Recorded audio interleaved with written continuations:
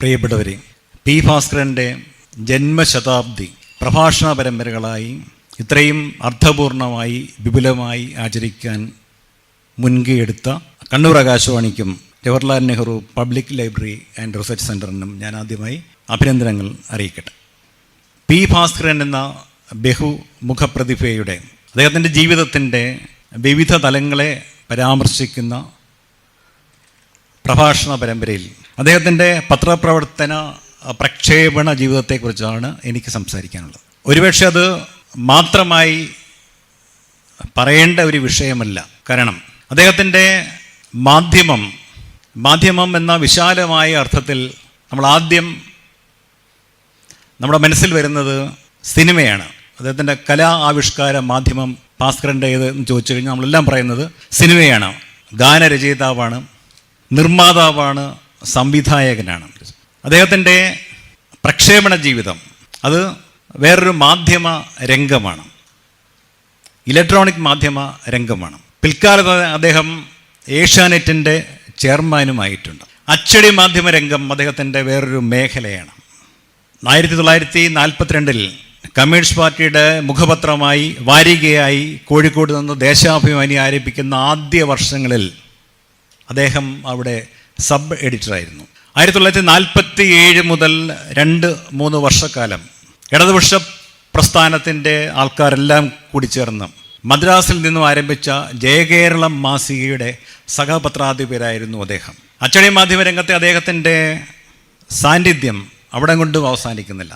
1970കളുടെ അവസാനം അദ്ദേഹം കോട്ടയത്ത് നിന്നുള്ള ദീപിക ദിനപത്രത്തിൻ്റെ ദീപിക ആഴ്ചപ്പതിപ്പിൻ്റെ പത്രാധിപരായി. അപ്പോൾ ഇങ്ങനെ വ്യത്യസ്തമായ മാധ്യമ രംഗങ്ങളിൽ അദ്ദേഹം പല കാലഘട്ടങ്ങളിൽ വ്യക്തിമുദ്ര പതിപ്പിച്ചിട്ടുണ്ട്. ഞാൻ ആദ്യം പറഞ്ഞു, അതൊന്നും വ്യത്യസ്തമായി വേറിട്ട് ചർച്ച ചെയ്യേണ്ട വിഷയമല്ല. അതിനൊരു രാഷ്ട്രീയ സാമൂഹിക പശ്ചാത്തലമുണ്ട്. അത് അദ്ദേഹം ജനിച്ച കൊടുങ്ങല്ലൂരിൻ്റെ പശ്ചാത്തലമാണ്. നന്ദിയേലത്ത് പത്മനാഭ മേനോൻ എന്ന അദ്ദേഹത്തിൻ്റെ അച്ഛൻ കൊച്ചി പ്രജാസഭയിൽ അംഗമായിരുന്നു. കൊച്ചി കോൺഗ്രസിൻ്റെ അനിഷേധ്യനായ നേതാക്കന്മാരിൽ ഒരാളായിരുന്നു. ഇന്ത്യൻ സ്വാതന്ത്ര്യ സമര പ്രസ്ഥാനത്തിൽ സജീവമായ പങ്കുവഹിച്ച ആളായിരുന്നു. ലോ കോളേജ് വിദ്യാർത്ഥിയായിരിക്കെ മദ്രാസിൽ പോയ അദ്ദേഹം അന്നത്തെ പത്രങ്ങളിൽ ലേഖനങ്ങൾ എഴുതി. ഹിന്ദു, ഈസ്റ്റേൺ റിവ്യൂ തുടങ്ങിയ പത്രങ്ങളിൽ അദ്ദേഹം ലേഖനങ്ങൾ എഴുതി. വി കെ കൃഷ്ണമേനോനുമായും ആനി ബെസന്റുമായും പിന്നീട് ഇന്ത്യയുടെ ആദ്യത്തെ ധനകാര്യ വകുപ്പ് മന്ത്രിയായിരുന്ന ഷൺമുഖം ചെട്ടിയുമായും ഒക്കെ അദ്ദേഹത്തിന് അടുത്ത സൗഹാർദ്ദമുണ്ടായി അവിടെ വെച്ച്. 1924 ഏപ്രിൽ 21 പിറന്ന പി ഭാസ്കരൻ്റെ കുടുംബത്തിൽ ഇതെല്ലാം നിറഞ്ഞു നിൽപ്പുണ്ടായിരുന്നു. അച്ഛൻ്റെ രാഷ്ട്രീയം, അച്ഛൻ്റെ മാധ്യമ ബന്ധം, ഇന്ത്യൻ സ്റ്റേറ്റ് എന്നൊരു പ്രസിദ്ധീകരണം തന്നെ അദ്ദേഹം ആരംഭിച്ചു. പക്ഷെ അത് 6 മാസമേ നിലനിന്നുള്ളൂ. അത് ഇംഗ്ലീഷ് മാസിക ആയിരുന്നു. 1931-32 കാലഘട്ടത്തിലെ ഗുരുവായൂർ സത്യാഗ്രഹ സമരകാലത്ത് അതിൻ്റെ പ്രചാരണ സമിതി കൺവീനറായിരുന്നു പി ഭാസ്കരൻ്റെ അച്ഛൻ. ഒരു വിധത്തിൽ പറഞ്ഞാൽ യാഥാസ്ഥികം എന്നൊക്കെ പറയാവുന്ന ഒരു കുടുംബ പശ്ചാത്തലമുള്ള കൊടുങ്ങല്ലൂരിലെ വീട്ടിൽ ഗുരുവായൂർ സത്യാഗ്രഹത്തിന് പിന്തുണ പ്രഖ്യാപിച്ചുകൊണ്ട് കേളപ്പനും AKGയും ഒക്കെ നടത്തിയ സമര റാലികൾക്ക് സ്വീകരണമൊരുക്കി അദ്ദേഹം. ഇതൊക്കെ കുട്ടിയായിരിക്കുന്ന പി ഭാസ്കരൻ്റെ സ്വത്വരൂപീകരണത്തെ വളരെയധികം സ്വാധീനിച്ചിട്ടുണ്ട്. മിശ്രഭോജനത്തിന് ശേഷം പുലിയനയ്യപ്പൻ എന്ന് സവർണ മേധാവികൾ മുദ്രകുത്തിയ സഹോദരനയ്യപ്പനെ വീട്ടിൽ വിളിച്ചു വരുത്തി അവിടെയും മിശ്രഭോജനം നടത്തിയിട്ടുണ്ട് പി ഭാസ്കരൻ്റെ അച്ഛൻ. അപ്പം ഇങ്ങനെയുള്ള വ്യത്യസ്തമായ സാമൂഹിക അനുഭവങ്ങൾ അദ്ദേഹത്തിനുണ്ട്. പി കൃഷ്ണപിള്ളയുമായൊക്കെ അദ്ദേഹത്തിന് ബന്ധമുണ്ടായിരുന്നു. അത് ഗുരുവായൂർ സത്യാഗ്രഹത്തിൻ്റെ ചരിത്രം പരിശോധിക്കുമ്പോൾ നമുക്കറിയാം. AKGയും കേളപ്പനും സുബ്രഹ്മണ്യം തിരുമുമ്പും പി കൃഷ്ണപിള്ളയും ഒക്കെയാണ് അന്ന് കോൺഗ്രസിൻ്റെ നേതാക്കന്മാരായിട്ടുള്ള, പിന്നീട് ഇടതുപക്ഷത്തിൻ്റെ നേതാക്കന്മാരായിട്ട് വന്ന ഇവരൊക്കെയാണ് ഗുരുവായൂർ സത്യാഗ്രഹത്തിൽ വളരെ പ്രധാനപ്പെട്ട പങ്ക് വഹിച്ചത്. AKGയും പി കൃഷ്ണപിള്ളയും ഒക്കെ ഭീകരമായ മർദ്ദനത്തിനിരയായിട്ടുണ്ട്. അന്ന് ബ്രാഹ്മണന്മാർക്ക് മാത്രമാണ് മണിയടിച്ച് അമ്പലത്തിൽ തൊഴാനുള്ള അവകാശമുണ്ടായിരുന്നത്. യുവാവായ കൃഷ്ണപിള്ള പോയി മണിയടിച്ചു, അമ്പലത്തിൽ തൊഴുതു. അവിടുത്തെ സവർണ മേധാവികൾ അദ്ദേഹത്തെ തല്ലി. അടുത്ത ദിവസവും അദ്ദേഹം ഇത് ആവർത്തിച്ചു, 3-ാം ദിവസവും ആവർത്തിച്ചു. അപ്പോൾ ചോദിച്ചപ്പോൾ അദ്ദേഹം പറഞ്ഞു, ഉശിരുള്ള നായന്മാർ മണിയടിക്കും, ഇലനക്കി നായന്മാർ അവരുടെ പുറത്തടിക്കും. അദ്ദേഹത്തിൻ്റെ ജീവചരിത്രക്കുറിപ്പിലൊക്കെ അത് രേഖപ്പെടുത്തിയിട്ടുണ്ട്. ഇങ്ങനെയുള്ള വളരെ ശക്തമായ തീക്ഷ്ണമായ കേരളത്തിൻ്റെ രാഷ്ട്രീയ സാമൂഹിക മണ്ഡലങ്ങളിലൂടെ കടന്നുപോയി നേർസാക്ഷിയായി കടന്നുപോയി പി ഭാസ്കരൻ്റെ കുട്ടിക്കാലം. അച്ഛൻ പ്രജാമണ്ഡലത്തിൻ്റെ അംഗമായിരുന്നത് കൊണ്ട് ടെക്സ്റ്റ് ബുക്ക് കമ്മിറ്റിയുടെയും ചെയർമാനായിരുന്നു. ധാരാളം പുസ്തകങ്ങൾ വീട്ടിലേക്ക് വരും. ഈ പുസ്തകങ്ങളൊക്കെ അദ്ദേഹം വായിക്കാൻ ആരംഭിച്ചു. വള്ളത്തോൾ വീട്ടിലെ സ്ഥിരം സന്ദർശകനായിരുന്നു. ഉള്ളൂരും സ്ഥിരം സന്ദർശകനായിരുന്നു. അച്ഛൻ മരിച്ചു കഴിഞ്ഞ ശേഷം വള്ളത്തോളിൻ്റെ വീട്ടിലേക്ക് പോയി താമസിച്ച ഒരു കാലത്തെക്കുറിച്ച് പി ഭാസ്കരൻ മാസ്റ്റർ പിന്നീട് എഴുതിയിട്ടുണ്ട്. കുഞ്ഞിക്കുട്ടൻ തമ്പുരാനുമായിട്ടും ഒക്കെ അച്ഛന് അടുത്ത ബന്ധമുണ്ടായിരുന്നു. അങ്ങനെ സാഹിത്യം, സംഗീതം, രാഷ്ട്രീയമൊക്കെ നിറഞ്ഞു നിൽക്കുന്ന കുട്ടിക്കാലം. വീട്ടിലെ സഹോദരിമാരെ ശാസ്ത്രീയ സംഗീതം പഠിപ്പിക്കാൻ 5 വർഷത്തോളം ഗുരുക്കന്മാരിൽ നിന്ന് കേട്ടുപഠിച്ച പാരമ്പര്യവും അദ്ദേഹത്തിനുണ്ട്. കെ രാഘവൻ മാസ്റ്റർ പിന്നീട് പറയുകയുണ്ടായി, അദ്ദേഹത്തിന് നല്ല താളബോധമുണ്ട്. അടിസ്ഥാനം ഈ കേട്ടുപഠിച്ച സംഗീത ബോധമായിരിക്കാം. ഇങ്ങനെയുള്ള ഭാസ്കരൻ മാഷിൻ്റെ ബാല്യകാലത്തെ മാധ്യമ ബന്ധം ആരംഭിക്കുന്നത് സ്കൂൾ മാഗസിൻ, അന്ന് കയ്യെഴുത്ത് മാസികയിൽ കൂടെയാണ്. ആ കയ്യെഴുത്ത് മാസികയുടെ പത്രാധിപരെ പിന്നീട് കേരള രാഷ്ട്രീയം നന്നായി അറിയുന്ന ഒരാളായി നമുക്കെല്ലാം മുന്നിലുണ്ട്. അദ്ദേഹത്തിൻ്റെ പേര് പി കെ ഗോപാലകൃഷ്ണൻ എന്നാണ്. കെ രാജൻ പിന്നീട് MP ആയിരുന്ന, കമ്മ്യൂണിസ്റ്റ് പാർട്ടിയുടെ നേതാവായിരുന്ന, ഇടപ്പള്ളി പോലീസ് ആക്രമണ കേസിൽ ജയിലിലായിരുന്ന, ഞാൻ അതിലേക്ക് വരാം. ഭാസ്കരൻ മാഷിൻ്റെ ജീവിതം മാറ്റിമറിച്ച ഒരു ബന്ധം അദ്ദേഹവുമായി ഉണ്ട്. കെ രാജനുമൊക്കെ അദ്ദേഹത്തിൻ്റെ സ്കൂളിൽ സീനിയർ വിദ്യാർത്ഥികളായിരുന്നു. അപ്പോൾ ഈ കയ്യെഴുത്ത് മാസികയിൽ എഴുതിക്കൊണ്ടാണ് പി ഭാസ്കരൻ്റെ മാധ്യമ ജീവിതം ആരംഭിക്കുന്നത്. അതിനുശേഷം അദ്ദേഹം ഒരു കവിത എഴുതി. അത് മാതൃഭൂമി ബാലപംക്തിക്ക് അയച്ചു. പക്ഷെ മടക്ക കവറിൽ തന്നെ അത് തിരിച്ചു വന്നു. പിന്നീട് അദ്ദേഹം ഒരു കവിത എഴുതി, അതും തിരിച്ചു വന്നു. പിന്നീട് അദ്ദേഹം ഒരു കഥ എഴുതി. കഥയുടെ പേര് വിശപ്പ് എന്നാണ്. ഭാസി എന്ന പേരിലാണ് ഇത് എഴുതിയത്. ഒരു ദിവസം നോക്കുമ്പോൾ അത് മാതൃഭൂമി ബാലപംക്തിയിൽ അച്ചടിക്കപ്പെട്ടു വന്നു. അദ്ദേഹത്തിൻ്റെ അച്ചടിക്കപ്പെട്ട ആദ്യ രചന കഥയായിരുന്നു. പിന്നെ മാധ്യമം രംഗത്തേക്ക് നമ്മൾ പറയുന്ന ഒരു അരങ്ങേറ്റം എന്ന് പറയുന്നത് മാതൃഭൂമി ആഴ്ചപ്പതിപ്പിലെ അദ്ദേഹം എഴുതിയ ഈ കഥയോട് കൂടിയാണ്. സ്കൂൾ കാലത്ത് തന്നെ ഇന്ത്യൻ സ്വാതന്ത്ര്യത്തിൻ്റെ പതാക ഉയർത്തിയതിന് അദ്ദേഹത്തെ പിടിച്ചുകൊണ്ടുപോയി അദ്ദേഹത്തിന് അച്ഛനെ അറിയാവുന്നതുകൊണ്ട് പോലീസുകാർ വാൺ ചെയ്ത് തിരിച്ചയച്ച ഒരു കഥയും അദ്ദേഹം പറഞ്ഞിട്ടുണ്ട്. ഞാനിപ്പോൾ ഓർക്കുന്നത് അവസാനമായി അദ്ദേഹത്തെ കണ്ട കാലത്തെക്കുറിച്ചാണ്. 2003 പി ഭാസ്കരൻ്റെ ഓർമ്മകൾ ശേഖരിച്ച് പുസ്തകം ഇറക്കാനുള്ള ചുമതല മാതൃഭൂമി എന്നെ ഏൽപ്പിച്ചത്. ഞാനൊരു 6-7 പ്രാവശ്യം അദ്ദേഹത്തിൻ്റെ വീട്ടിൽ പോയി. അപ്പം ഞാൻ ചെല്ലുമ്പോൾ വളരെ ഭംഗിയായി വസ്ത്രധാരണം ചെയ്ത് ചിരിച്ച് പൂമുഖത്തിരിക്കും. ഓർമ്മകൾ മാഞ്ഞു തുടങ്ങിയ സമയമായിരുന്നു അത്. നമുക്കെല്ലാവർക്കും അറിയാം, തൻ്റെ സ്വന്തം പാട്ട് എസ് ജാനകി പാടിയപ്പോൾ ഇത് എഴുതിയത് ആരെ എന്ന് ചോദിച്ച സമയമായിരുന്നു അത്. അപ്പോഴും അദ്ദേഹം കുട്ടിക്കാലത്തെക്കുറിച്ച്, അച്ഛനെക്കുറിച്ച്, ആദ്യം എഴുതിയ സിനിമാ ഗാനത്തെക്കുറിച്ച്, കൂട്ടുകാരെക്കുറിച്ചൊക്കെ വാതോരാതെ സംസാരിച്ചു കൊണ്ടിരുന്നു. അവസാനത്തെ കൂടിക്കാഴ്ച അദ്ദേഹത്തിൻ്റെ ഡയറി കുറിപ്പുകൾ നോക്കാൻ വേണ്ടിയായിരുന്നു. ഇദ്ദേഹത്തിൻ്റെ ഈ പുസ്തകത്തിന് ഒരു തലവാചകം എഴുതാൻ പറഞ്ഞപ്പോൾ കടലാസ് എടുക്കൂ, ഞാൻ പറഞ്ഞു തരാം എന്ന് പറഞ്ഞ് ഞാൻ എഴുതിയ 1.5 പേജാണ്. പരസ്പര ബന്ധമില്ലാതെ സംസാരിക്കുന്ന ഒരു സമയമാണ് അദ്ദേഹം. അപ്പോൾ ഈ ഡയറി കുറിപ്പുകളിൽ അദ്ദേഹം പലതും എഴുതി വെച്ചിട്ടുണ്ട്, വ്യക്തിപരമായ കാര്യങ്ങൾ ഉൾപ്പെടെ. അതുപോലെ അദ്ദേഹം ഞാനവിടെ ചെല്ലുമ്പോൾ കുളിച്ച് സുന്ദരനായി പൂമുഖത്ത് തന്നെ ഇരിപ്പുണ്ട്. ഇന്ദിര ചേച്ചി അദ്ദേഹത്തിൻ്റെ ഭാര്യ പറഞ്ഞു, ഇതാണ് പ്രദീപ്. ഓർമ്മയില്ലേ, എന്നെ നോക്കുന്നതേയില്ല, പുറത്തേക്ക് നോക്കി അക്ഷമനായിരിക്കുന്നു. ഞാൻ പറഞ്ഞു, ഞാൻ പ്രദീപാണ്. അപ്പോൾ അദ്ദേഹം പറഞ്ഞു, see mister Pradeep, I am waiting for a person from Kozhikode. അപ്പോൾ കോഴിക്കോടാണ് മാതൃഭൂമി. അത് പുള്ളിക്ക് ഓർമ്മയുണ്ട്. അപ്പം ഇന്ദിര ചേച്ചി പറഞ്ഞു, ആ ആൾ തന്നെയല്ലേ ഇത്, ഒന്ന് നോക്കൂ. അപ്പം എന്നെ നോക്കുന്നതേയില്ല.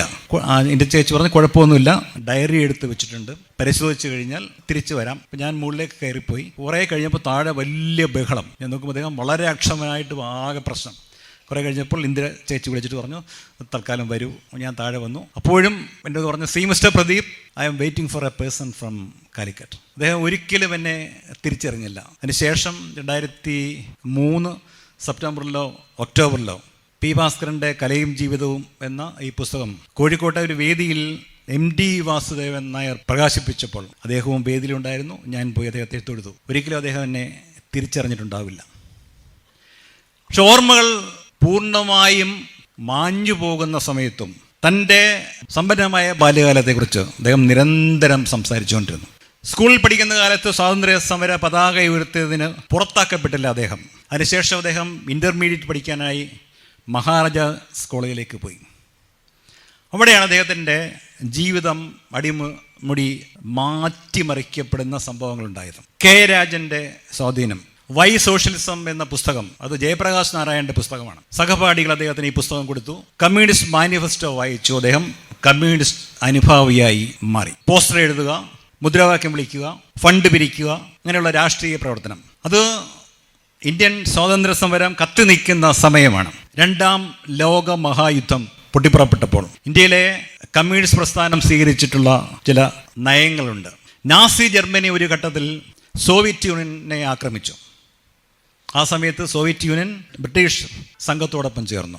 അതുവരെ സജീവമായി സ്വാതന്ത്ര്യ സമരത്തിൽ പ്രവർത്തിച്ചുകൊണ്ടിരുന്ന ഒരു വിഭാഗം ഇടതുപക്ഷക്കാർ നിശബ്ദരായ കാര്യം സോവിയറ്റ് യൂണിയന്റെ സഖ്യകക്ഷിയായ ബ്രിട്ടനെതിരായി ക്വിറ്റ് ഇന്ത്യ സമരത്തിൽ തുടരുന്നത് ശരിയല്ല എന്നുള്ള നയമുണ്ടായി. കേരള വിദ്യാർത്ഥി ഫെഡറേഷന്റെ സംസ്ഥാന ജോയിന്റ് സെക്രട്ടറി ആയിരുന്നു ആ സമയത്ത് ഭാസ്കരൻ മാഷ്. കൊച്ചി വിദ്യാർത്ഥി ഫെഡറേഷൻ സെക്രട്ടറിയാണ്. അപ്പോൾ നമ്മുടെ ഒരു രാഷ്ട്രീയ കമ്മ്യൂണിസ്റ്റ് പാർട്ടിയുടെയൊക്കെ ചരിത്രം പഠിക്കുന്നവർക്കറിയാം, ഒരു നയം രൂപവൽക്കരിക്കപ്പെട്ട് കഴിഞ്ഞാൽ അത് അംഗീകാരം വേണം. കൊല്ലത്ത് നടന്ന വിദ്യാർത്ഥി ഫെഡറേഷന്റെ സമ്മേളനത്തിൽ ഭാസ്കരൻ മാഷ് ഈ നയം മാറ്റത്തിനെതിരാണ്. പക്ഷേ ഔദ്യോഗിക രേഖ അവതരിപ്പിക്കാൻ പ്രസ്ഥാനം ചുമതലപ്പെടുത്തിയത് പി ഭാസ്കരൻ മാസ്റ്ററിനെ ആണ്. ബ്രിട്ടനോടൊപ്പം ചേർന്ന് നിൽക്കണം എന്നുള്ളതായിരുന്നു അന്നത്തെ നയം.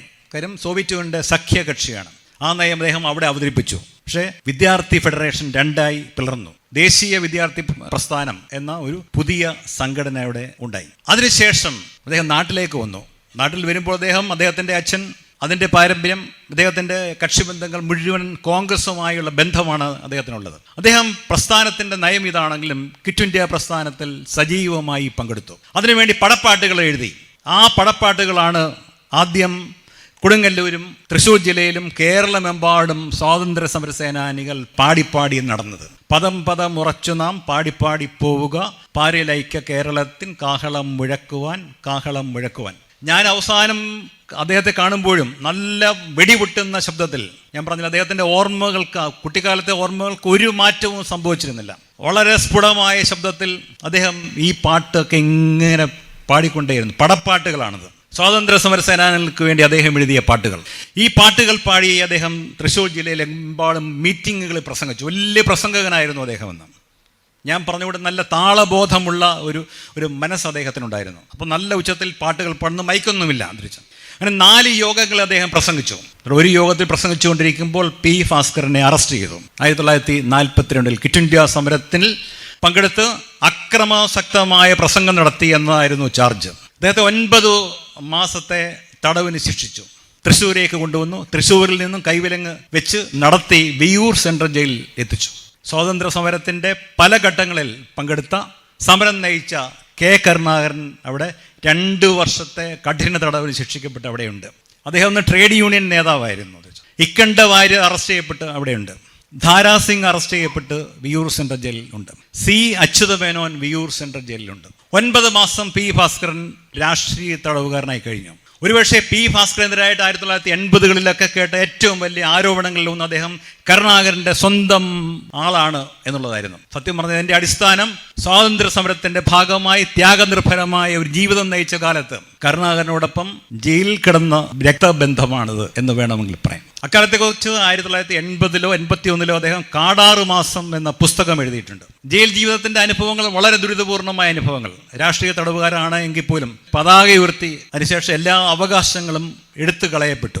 അക്കാലത്താണ് സി അച്യുതമേനോൻ ജയിലിൽ കിടന്നാണ് സോവിയറ്റ് നാട് എന്ന ഒരു പുസ്തകം എഴുതിയിട്ടുള്ളത്. ഡിസ്കവറി ഓഫ് ഇന്ത്യ, ജവഹർലാൽ നെഹ്റുവിൻ്റെ പുസ്തകം ട്രാൻസ്ലേറ്റ് ചെയ്യാനുള്ള ശ്രമം ഉണ്ടായി. ഓരോ ആൾക്കാരും ഓരോ അധ്യായം വീതം വിവർത്തനം ചെയ്യുക. ആദ്യം അച്യുതമേനോൻ വിവർത്തനം ചെയ്തു, അതിനുശേഷം പി ഭാസ്കരൻ വിവർത്തനം ചെയ്തു. പക്ഷെ അത് പൂർത്തിയാക്കാൻ പറ്റിയില്ല. അന്ന് ജയിലിൽ വലിയ പ്രശ്നങ്ങളുണ്ട്. പോഷകാഹാരം കിട്ടാതെ വരുന്ന ആൾക്കാരാണ് ജയിലിൽ വരുന്നതിൽ ഭൂരിപക്ഷം പേരും. നല്ല കൊടും പട്ടിണിയുടെ സമയമാണ്. കൊടും പട്ടിണി. ജീവിതത്തിലൊക്കെ ആദ്യമായിട്ട് നല്ല ആഹാരം കഴിക്കുന്ന ആ സമയത്താണ്. ആഴ്ചയിൽ 2 ദിവസം മാംസാഹാരം കിട്ടും. ജീവിതത്തിൽ ആദ്യമായിട്ടാണ് ചിലരൊക്കെ മാംസാഹാരം കഴിക്കുന്നത്.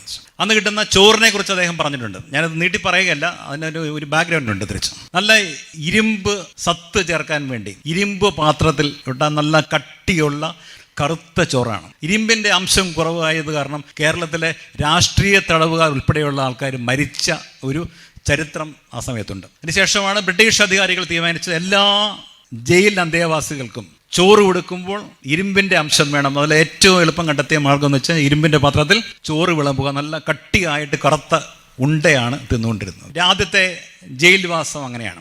ജയിൽവാസം ഇവിടം കൊണ്ടും തീരുന്നില്ല. പിന്നീടും അദ്ദേഹം ജയിലിൽ പോയിട്ടുണ്ട്. ആ കഥ ഞാൻ പിന്നാലെ പറയാം. നമ്മുടെ വിഷയം അദ്ദേഹത്തിൻ്റെ മാധ്യമ പ്രവർത്തനമാണ്. ജയിലിൽ കിടന്നും അദ്ദേഹം കവിതകൾ എഴുതി. മർദ്ദിതർ എന്ന കവിത എഴുതി. വില്യാളിയാണ് ഞാൻ, ജീവിതവല്ലകി മീട്ടലല്ല എൻ്റെ ലക്ഷ്യം. വില്യാളിയാണ് ഞാൻ, ജീവിതവല്ലകി മീട്ടലല്ല എൻ്റെ ലക്ഷ്യം എന്ന് അദ്ദേഹം പ്രഖ്യാപിച്ചു. ആ സമയത്ത് പോരാടുവാൻ വേണ്ടിയാണ് ഞാൻ വ്യക്തിപരമായ ദുഃഖങ്ങളും വ്യക്തിപരമായ സൗഭാഗ്യങ്ങളും ഒക്കെ അവസാനിപ്പിച്ച് പൊതുരംഗത്തേക്ക് ഇറങ്ങുന്നത് എന്ന് കവിതയിലൂടെ പ്രഖ്യാപിച്ചു അദ്ദേഹം. അദ്ദേഹത്തിൻ്റെ ആവിഷ്കാര മാധ്യമം സാഹിത്യവും പടപ്പാട്ടുകളുമായിരുന്നു. 42 ജയിൽവാസത്തിന് ശേഷം അദ്ദേഹം പുറത്തു വന്നു. ആ സമയത്ത് വിദ്യാർത്ഥി ഫെഡറേഷൻ്റെ ഒരു സമ്മേളനം കോഴിക്കോട്ടുണ്ടായി. കോളേജിൽ ഫീസ് അടയ്ക്കാനുള്ള അമ്മ കൊടുത്ത കാശുമായി വിദ്യാർത്ഥി ഫെഡറേഷൻ്റെ സമ്മേളനത്തിൽ കോഴിക്കോട്ട് പോയി. DMS ഒക്കെ സമ്മേളനത്തിനുണ്ട്, VT ഇന്ദുചൂടനുണ്ട്. സമ്മേളനമൊക്കെ ഗംഭീരമായി കഴിഞ്ഞ് അദ്ദേഹം തിരിച്ചു വന്നപ്പോൾ ഫീസ് അടയ്ക്കാനുള്ള സമയം കഴിഞ്ഞു. അങ്ങനെ ബിരുദ പരീക്ഷ എഴുതാനാവാതെ കോളേജിൽ നിന്നും അദ്ദേഹം പുറത്താക്കപ്പെട്ടു. അതിനുശേഷമാണ് അദ്ദേഹം എറണാകുളത്തേക്കുള്ള യാത്രകൾ ചുരുക്കുകയും പൂർണ്ണമായും രാഷ്ട്രീയ പ്രവർത്തകൻ്റെ തൻ്റെ റോൾ അതാണ് എന്ന് തിരിച്ചറിഞ്ഞ് താഴെത്തട്ടിലുള്ള ട്രേഡ് യൂണിയൻ പ്രവർത്തനം ആരംഭിക്കുകയും ചെയ്തു. അദ്ദേഹം എഴുതിയിട്ടുണ്ട്. ഈ കണ്ണൂരിൽ തലശ്ശേരിയിൽ പാലക്കാട് ജില്ലയിലെ നെല്ലിയാമ്പതിയിലൊക്കെ കാൽനടയായി നടന്ന് അസംഘടിത മേഖലയിലുള്ളവരെ സംഘടിപ്പിക്കുകയും അദ്ദേഹത്തിൻ്റെ സംഘാടനം എന്ന് പറയുന്നത് ഞാനിപ്പോൾ അദ്ദേഹത്തിൻ്റെ പ്രിയപ്പെട്ട ആവിഷ്കാര സാഹിത്യ മാധ്യമമായ പടപ്പാട്ടുകൾ പാടിയായിരുന്നു. ഈ പാട്ടുകളൊക്കെ പാടി, വിപ്ലവ ഗാനങ്ങൾ പാടി. അദ്ദേഹം പറഞ്ഞിട്ടുണ്ട്, ഹിന്ദുസ്ഥാനി രാഗത്തിലൊക്കെ ആ പടപ്പാട്ടുകൾ എഴുതിയിരുന്നത്. മോഹന രാഗത്തിലൊക്കെ അദ്ദേഹം പടപ്പാട്ടുകൾ എഴുതിയിട്ടുണ്ട്. പടപ്പാട്ടുകൾ പാടി ആൾക്കാരെ സംഘടിപ്പിക്കുക അദ്ദേഹത്തിൻ്റെ ജോലി. തൃശ്ശൂർ ജില്ലയിൽ മടങ്ങിയെത്തിയ ശേഷം അദ്ദേഹം ഇതേപോലെ തന്നെ ആമ്പല്ലൂരിലെ ഓട്ടുമില്ല് തൊഴിലാളികളുടെ ഇടയിൽ പ്രവർത്തിച്ചു. അന്തിക്കാട്ടെ ചെത്തു തൊഴിലാളികളുടെ ഇടയിൽ പ്രവർത്തിച്ചു. അക്കാലത്തെക്കുറിച്ച് അദ്ദേഹം ഒരു കവിത എഴുതിയിട്ടുണ്ട്. കവിതയുടെ പേര് ചെങ്കാളിയപ്പൻ എന്നാണ്. അത് എഴുതിയത് 1978-79 കാലഘട്ടത്തിൽ പിന്നീടാണ്. ചെങ്കാളിയപ്പൻ അദ്ദേഹം ആ കാലത്തെ വളരെ ധീരനായ സഖാവായി പലരും അദ്ദേഹത്തിന് മുന്നിൽ മാതൃകാ സഖാവായി ഉയർത്തിക്കാണിച്ച സഖാവായിരുന്നു അദ്ദേഹം. ചെങ്കാളിയപ്പനെ പ്രതീകമാക്കിയാണ് അദ്ദേഹം ഒരു ആത്മവിചിന്തനത്തിൻ്റെ സ്വരത്തിൽ എഴുതുകളുടെ അവസാനം എഴുതിയ കവിതയിൽ, നെഞ്ചിൽ നിന്നും രക്തം ലാവയായി പുറത്തേക്ക് പ്രവഹിക്കുമ്പോഴും അതൊന്നും കൂസാതെ ധീരനായി മുന്നോട്ട് നടന്ന സഖാക്കന്മാരുടെ വംശം അന്യം നിന്നു പോകുന്നു എന്ന് ചെങ്കാളിയപ്പനെ മുൻനിർത്തി ഈ കവിതയിൽ അദ്ദേഹം എഴുതിയിട്ടുണ്ട്. അതൊക്കെ അനുഭവങ്ങളാണ്. അതിനുശേഷം രാഷ്ട്രീയ പ്രവർത്തനം അത് മാതൃകയാക്കിയ അദ്ദേഹം ജോർജ് ചടയമൂറിയെയാണ്. ട്രേഡ് യൂണിയൻ പ്രവർത്തനത്തിനും തൊഴിലാളികളുടെ ഇടയിൽ നടത്തുന്ന പ്രവർത്തനത്തിനും അദ്ദേഹത്തിന് മുന്നിൽ മാതൃകാപുരുഷനായി ഉണ്ടായിരുന്നത് പിന്നീട് കമ്മ്യൂണിസ്റ്റ് പാർട്ടിയുടെ നേതാക്കന്മാരിൽ ഒരാളായി മാറിയ ജോർജ് ചടയമൂറിയാണ്. ജോർജ് ചടയമൂറി എന്നൊരു കവിത അദ്ദേഹം എഴുതിയിട്ടുണ്ട്. അപ്പോൾ ജോർജ് ചടയമൂറിയെ ഏതോ ഒരു രഹസ്യ കേന്ദ്രത്തിലേക്ക് കൊണ്ടുപോകാൻ കുറേയൊക്കെ ദിവസങ്ങൾ കൊണ്ട് ആഹാരം കഴിച്ചിട്ടില്ല, ഉറങ്ങാൻ അദ്ദേഹത്തിന് വലിയ ആഗ്രഹമുണ്ടായി. തീരെ കാല് മുന്നോട്ട് പോകുന്നില്ല. ആ സമയം പറഞ്ഞു, ഞാൻ ഏകനായി നടന്നോളാം, എന്നെ പിടിക്കുന്നെങ്കിൽ അടുത്ത പാർട്ടി ഓഫീസിൽ അറിയിക്കൂ. അച്ചടി മാധ്യമ രംഗത്ത് ആണ് അദ്ദേഹത്തിൻ്റെ അടുത്ത മേഖല. ദേശാഭിമാനി ദിനപത്രം വാരികയായി ആരംഭിച്ചു. 42 ആരംഭിച്ചു. 45 അത് ദിനപത്രമായി. ആ സമയത്താണ് അദ്ദേഹം കോഴിക്കോട് എത്തുന്നത്. അന്ന് കല്ലായി റോഡിലാണ് ദേശാഭിമാനിയുടെ ഓഫീസ്. കമ്മ്യൂണുകൾ എന്ന് എംകോട് ശ്രീധരൻ അക്കാലത്തെ ഒന്നിച്ചുള്ള ജീവിതത്തെക്കുറിച്ച് ഭാസ്കരൻ മാഷെ മുൻനിർത്തി എഴുതിയിട്ടുണ്ട്. ഞാൻ അദ്ദേഹത്തോട് സംസാരിച്ചപ്പോഴും അദ്ദേഹം എഴുതിയ ചില കുറിപ്പുകളിലും അത് പറഞ്ഞിട്ടുണ്ട്. അന്ന് 25-30 രൂപയാണ് ശമ്പളം. എല്ലാവരും പാർട്ടി സഖാക്കന്മാരാണ്. VT ഇന്ദുചൂടനാണ് പത്രാധിപർ. അത് ദേവദാസ് ആയിരുന്നു എന്നും ഒരു വാദമുണ്ട്. എന്തായാലും രണ്ടുപേരും VT ഇന്ദുചൂടനും MS ദേവദാസും ആദ്യ കാലഘട്ടങ്ങളിൽ ദേശാഭിമാനി വാരികയായിട്ട് ആരംഭിച്ചപ്പോഴും പത്രമായി ആരംഭിച്ചപ്പോഴും പത്രാധിപ സ്ഥാനം വഹിച്ചിട്ടുണ്ട്. ലൈബ്രറിയിലാണ് അദ്ദേഹത്തിൻ്റെ ജോലി. ആദ്യം എഡിറ്റോറിയൽ സ്റ്റാഫിനെ സഹായിക്കുന്ന മെറ്റീരിയലൊക്കെ സംഘടിപ്പിച്ച് കൊടുക്കുക എന്നുള്ളതാണ് അദ്ദേഹത്തിൻ്റെ ജോലികളിൽ ഒന്ന്. ദേശാഭിമാനിയുടെ ജീവിതം ആരംഭിക്കുന്നത് അങ്ങനെയാണ്. ഷോർട്സ് ആണ് ധരിക്കുന്നത്, കാക്കി ഷോർട്സ്. അതുവരെ അദ്ദേഹം ധരിച്ചിരുന്ന അച്ഛൻ്റെ പാരമ്പര്യം അനുസരിച്ച് അച്ഛൻ വീട്ടിലെ ചർക്ക കൊണ്ട് നൂൽ നൂക്കും ഖാദി വസ്ത്രമാണ് ധരിച്ചിരുന്നത്. ഖാദി ജുബയാണ്. ദേശാഭിമാനിയിൽ എത്തിയപ്പോഴാണ് അത് പട്ടാള ചിട്ടയിൽ ഷോർട്സ് ആക്കി മാറ്റിയത്. എല്ലാവരും ഓരോ ജോലി ചെയ്യും. ചിലർ പാചകം ചെയ്യും, ചിലർ പച്ചക്കറി അരിയും, ചിലർ ശുചീകരണം നടത്തും. അങ്ങനെയാണ് ഒരു കമ്മ്യൂൺ ലൈഫ്. ദേശാഭിമാനിയിൽ നിന്നും അദ്ദേഹം നേരെ പോയത് ചെന്നൈയിലേക്കാണ്. പക്ഷെ അതിനു മുമ്പുള്ള ഒരു ഇടവേളയുണ്ട്. അന്ന് ഞാനത് ചരിത്രം മുഴുവൻ പരിശോധിക്കുമ്പോൾ വളരെ കൃത്യമായിട്ടുള്ള സേവന വേതന വ്യവസ്ഥയൊന്നുമില്ല. ചിലപ്പം പോകും, ചിലപ്പം പോകില്ല, ചിലപ്പം നാട്ടിൽ വരും. അങ്ങനെ ഇരിക്കുകയാണ് 1947 ഇന്ത്യയുടെ കമ്മ്യൂണിസ്റ്റ് പ്രസ്ഥാനത്തിൻ്റെ ചരിത്രത്തിലെ ഏറ്റവും പ്രധാനപ്പെട്ട ഒരു സംഭവം കേരളത്തിലുണ്ടായത്. നമുക്കെല്ലാം അറിയാം. 1947 ഒക്ടോബർ 27 പുന്നപ്ര വയലാർ സമരമുണ്ടാകുന്നു. അതിന് തൊട്ട് മുമ്പുള്ള ആഴ്ച സുരേഷ് അദ്ദേഹം കോഴിക്കോട് ദേശാഭിമാനിയിൽ നിന്നും പഴയ സുഹൃത്തുക്കളെ കാണാനായി കൊച്ചിയിലേക്ക് പോയി. അപ്പോൾ അവിടുത്തെ അദ്ദേഹം വിദ്യാർത്ഥിയല്ല, വിദ്യാർത്ഥി ഫെഡറേഷന്റെ ഭാരവാഹിയല്ല, തൊഴിലാളി മേഖലയാണ് പ്രവർത്തന രംഗം മുഴുവനും. അവിടെ എത്തിക്കഴിഞ്ഞാൽ ബോട്ട് ജെട്ടിയിൽ, അന്ന് കോട്ടപ്പുറം, കൊടുങ്ങല്ലൂരിലെ കോട്ടപ്പുറത്ത് നിന്നും ബോട്ട് മാർഗം മാത്രമേ എറണാകുളത്തേക്ക് പോകാൻ പറ്റുള്ളൂ. എറണാകുളത്ത് ബോട്ട് ജെട്ടിയിൽ ഇറങ്ങിക്കഴിഞ്ഞാൽ ആദ്യം കാണുന്നത് ബഷീറിൻ്റെ ബുക്ക് സ്റ്റാളാണ്. അപ്പോൾ അവിടെ തന്നെ ബഷീറിൻ്റെ കൂടെ കൂടും, ബഷീറിൻ്റെ കൂടെ തന്നെ താമസിക്കും. അപ്പം തിരുവിതാംകൂറിലും മറ്റുമുള്ള കമ്മ്യൂണിസ്റ്റ് പാർട്ടി നിരോധിക്കപ്പെട്ട സമയത്ത് രാഷ്ട്രീയ പ്രവർത്തകർ കൂടുന്ന ഒരു സ്ഥലമാണ് ബഷീറിൻ്റെ ബുക്ക് സ്റ്റാൾ. പലരും ഒളിവിൽ താമസിക്കുന്നു. P.K. നായനാർ എന്ന സഖാവ് മേനോൻ എന്ന പേരിൽ ഒളിവിൽ താമസിച്ചിട്ടുണ്ട്. P. ഭാസ്കരനോടൊപ്പം തന്നെ ആ മുറിയിൽ ഒളിവിൽ താമസിച്ചിരുന്നു ആ കാലത്ത്. അപ്പം ബഷീർ പറഞ്ഞു, ഒരു പ്രശ്നമുണ്ട്, കൂത്താട്ടുകുളത്ത് എന്തോ ഒരു വലിയ പോലീസ് ഫയറിംഗ് ഉണ്ടായി, ഒട്ടേറെ പേർ വെടിയേറ്റു മരിച്ചു. കോട്ടയത്ത് പോയി വിവരങ്ങൾ ശേഖരിക്കണം. ഇവിടെ കഴിയുന്ന സഹാക്കന്മാർക്ക് പലർക്കും കഞ്ഞവെള്ളം കൊടുക്കാൻ പോലും ശേഷിയില്ലാതെ പലരും പട്ടിണിയിൽ കിടക്കുകയാണ്. എന്തെങ്കിലും കാശ് കോട്ടയത്ത് നിന്ന് പിരിച്ചുകൊണ്ടുവരണം. കുറേ സഹാക്കന്മാർ കോട്ടയത്തുണ്ട്. കോട്ടയം ഫാസി എന്ന് പറഞ്ഞ സഖാവിനെ പുറത്ത് നടക്കുന്ന കാര്യങ്ങൾ കുറിച്ച് പാർട്ടിക്ക് കൃത്യമായ വിവരം നൽകാൻ വേണ്ടി ഇദ്ദേഹത്തെ പുറത്ത് നിർത്തിയിരിക്കുകയായിരുന്നു. പറഞ്ഞു, അദ്ദേഹത്തെ കാണണം. DC കിഴക്കേ മുറി എന്നവിടെ ബുക്ക് സ്റ്റാൾ നടത്തുന്നു, അദ്ദേഹം അനുഭാവിയാണ്, അദ്ദേഹത്തെ കാണണം. KM ചാണ്ടി എന്നൊരു ഇന്ത്യ പ്രസ് നടത്തുന്നു, അദ്ദേഹത്തെ കാണണം. ഒരു ദൗത്യം ഏൽപ്പിച്ചിട്ടാണ് P. ഭാസ്കരനെ ബഷീറും സുഹൃത്തുക്കളും K. രാജനും ഒക്കെ ഉണ്ട് കോട്ടയത്തേക്ക് അയക്കുന്നു. അദ്ദേഹം കമ്മ്യൂണിസ്റ്റ് പാർട്ടിയുടെ വേഷമൊക്കെ മാറ്റി പരമ്പരാഗത വേഷം, ഖാദി വസ്ത്രം, ജുബ, മുണ്ട്. കാര്യം കോൺഗ്രസ്സുകാരനാണ്, അതുകൊണ്ട് അത്യാവശ്യം പറഞ്ഞു നിൽക്കാൻ പറ്റും. കമ്മ്യൂണിസ്റ്റ് പാർട്ടിക്കാരനല്ല എന്ന് വാദിക്കാൻ പറ്റും. പക്ഷെ അവിടെ ഒരു പ്രശ്നം എന്ന് വെച്ച് കഴിഞ്ഞാൽ CPയുടെ, അന്ന് തിരുവിതാംകൂറിൻ്റെ ഭാഗമാണ്, CP രാമസ്വാമിയുടെ പോലീസിലെ CIDകളുടെ വേഷവും ഇതേ വേഷം തന്നെയാണ്. ജുബയാണ് വേഷം, മുണ്ടാണ് വേഷം. അപ്പം CIDയെ കണ്ടു കഴിഞ്ഞാലും കോൺഗ്രസ്സുകാരെ കണ്ടു കഴിഞ്ഞാലും തിരിച്ചറിയാൻ പറ്റത്തില്ല. അദ്ദേഹം അവിടെ പോയി DC കിഴക്കേ മുറിയെ കണ്ടു, അദ്ദേഹം സഹായിക്കാമെന്ന് ഏറ്റു. അത് കഴിഞ്ഞിട്ട് കോട്ടയം ഫാസിയെ കാണാൻ ചെന്നു. തിരിച്ചു വരുന്ന വഴി നോക്കുമ്പോൾ ഒരു ജുബയിട്ട് ഒരാൾ പുറത്ത് നിൽക്കുന്നു. ഏമനെ കണ്ടിട്ട് പോകാം എന്ന് ഈ ജുബക്കാരൻ പറഞ്ഞു. നേരെ തിരുനക്കര പോലീസ് സ്റ്റേഷനിലേക്ക് ഭാസ്കരൻ മാഷെ കൂട്ടിക്കൊണ്ടുപോയി ഉടുപ്പും ഷർട്ടുമൊക്കെ അഴിച്ച് അവിടെ വെച്ച് അതിഭീകരമായ മർദ്ദനത്തിന് അദ്ദേഹം വിധേയനായി. 3 ദിവസം വിധേയനായി. കോടതിയിൽ ഹാജരാക്കി. ഈ കോടതിയിൽ ഹാജരാക്കുന്നതിന് മുമ്പ് ഇദ്ദേഹത്തെ തിരുനക്കര പോലീസ് സ്റ്റേഷൻ്റെ ലോക്കപ്പിലിട്ടു. ലോക്കപ്പിന് മുന്നിൽ ഒരു ഹാളുണ്ട്. ഈ ഹാളിലാണ് പുന്നപ്ര വയലാർ സമരത്തിൽ അടിച്ചമർത്താൻ വേണ്ടി നിയോഗിക്കപ്പെട്ട മലബാർ സ്പെഷ്യൽ പോലീസ് ഫോഴ്സിലെയും ഒക്കെ പല ഘടകങ്ങളിലെയും പോലീസുകാരെത്തി അവിടെ വിശ്രമിക്കുന്ന സമയം അദ്ദേഹം ചെവിയോർത്ത് കേട്ടു, പുന്നപ്ര വയലാറിൽ പോലീസ് വെടിവെപ്പുണ്ടായെന്നും 100 കണക്കിന് ആൾക്കാർ മരിച്ചു എന്നുള്ള വാർത്ത അദ്ദേഹം അറിയുന്നത് ഈ ആക്ഷനിൽ പങ്കെടുത്ത് മടങ്ങിപ്പോകുന്ന പോലീസുകാരുടെ സംഭാഷണങ്ങളിൽ നിന്നാണ്. നല്ല നടപ്പ് ജാമ്യത്തിൽ വിട്ടു. തിരുവിതാംകൂറിൽ പ്രവേശിക്കാൻ പാടില്ല. നേരത്തെ അദ്ദേഹത്തിൻ്റെ കവിതകൾ, മർദ്ദിതർ എന്ന പുസ്തകം, കരവാൾ എന്ന പുസ്തകമൊക്കെ പ്രസിദ്ധീകരിച്ച മലയാളി പോലെയുള്ള പ്രസിദ്ധീകരണങ്ങൾ തിരുവിതാംകൂറിൽ നിരോധിക്കപ്പെടുകയും കെട്ടപ്പെടുകയും ചെയ്തിരുന്ന സമയമാണിത്. അദ്ദേഹം തിരിച്ച് നാട്ടിൽ പോയി അമ്മയെ കണ്ടു. ഹൃദയം വിങ്ങുന്നുണ്ടായിരുന്നു. നേരെ അദ്ദേഹം പുന്നപ്ര വയലാറിലേക്ക് പോയി. അപ്പോഴും കരിമരുന്നിൻ്റെയും വെടിമരുന്നിൻ്റെയും ഗന്ധം മാറിയിട്ടില്ല. രക്തസാക്ഷികളുടെ രക്തത്തിൻ്റെ ഗന്ധം മാറിയിട്ടില്ല. കണ്ണീരിൻ്റെ ഈ സങ്കടക്കടലിൻ്റെ നടുവിൽ നിന്നുകൊണ്ട് അദ്ദേഹം രക്തസാക്ഷികളുടെ പിൻഗാമികളോട്, കുടുംബാംഗങ്ങളോട് സംസാരിച്ചു. തിരിച്ചു വന്നു. ഒറ്റ രാത്രി കൊണ്ടാണ് ആ ഖണ്ഡകാവ്യം എഴുതപ്പെട്ടത്. വയലാർ ഗർജിക്കുന്നു, ഉയരഞ്ഞാൻ നാടാകപ്പടരും, ഒരു പുത്തനുണർവ് നാടിനാക്കിക്കൊണ്ട് ഉണരും ഞാൻ എന്ന അദ്ദേഹത്തിൻ്റെ വയലാർ ഗർജിക്കുന്നു എന്ന കവിത. വയലാർ രക്തസാക്ഷിത്വത്തെ CP രാമസ്വാമി അയ്യരുടെ അമേരിക്കൻ മോഡലിനെതിരായി നടന്ന തൊഴിലാളി വർഗ മുന്നേറ്റമാണ്. ഒരുപക്ഷെ ബ്രിട്ടീഷ് ഇന്ത്യയിൽ തിരുവിതാംകൂർ രാജാവാണ് ഭരിക്കുന്നതെങ്കിലും ബ്രിട്ടീഷ് നിയന്ത്രണത്തിലുള്ള ഒരു നാട്ടുരാജ്യത്ത് കമ്മ്യൂണിസ്റ്റ് പാർട്ടി നടത്തിയ ഒരേ ഒരു സായുധ സമരമായിരുന്നു പുന്നപ്ര വയലാർ. അത് അമേരിക്കൻ മോഡലിനെതിരായിട്ട് ഇന്ത്യ സ്വതന്ത്രമാക്കപ്പെട്ട ശേഷവും ഇന്ത്യൻ യൂണിയനിൽ ലയിക്കാൻ തിരുവിതാംകൂർ രാജാവും ദിവാനായിരുന്ന CP രാമസ്വാമി അയ്യരും തീരുമാനിച്ചില്ല. തൊട്ടു മുമ്പ് രാജാവ് സ്വതന്ത്ര തിരുവിതാംകൂർ പ്രഖ്യാപിക്കുകയും ചെയ്തു. അതിനെതിരായി നടന്ന സമരമായി പുന്നപ്ര വയലാർ സമരത്തെ വ്യാഖ്യാനിക്കുന്നുണ്ട്. 400 പേര് 500 പേര് മരിച്ചു എന്നാണ് ഔദ്യോഗിക കണക്കെങ്കിലും ഇപ്പോഴും വ്യക്തമായ കണക്ക് അതിനില്ല. ഇതിനെക്കുറിച്ച് എഴുതിയ പുസ്തകം, അതിന് ആമുഖം എഴുതിയത് കമ്മ്യൂണിസ്റ്റ് പാർട്ടി നേതാവായ C. ഉണ്ണിരാജയായിരുന്നു.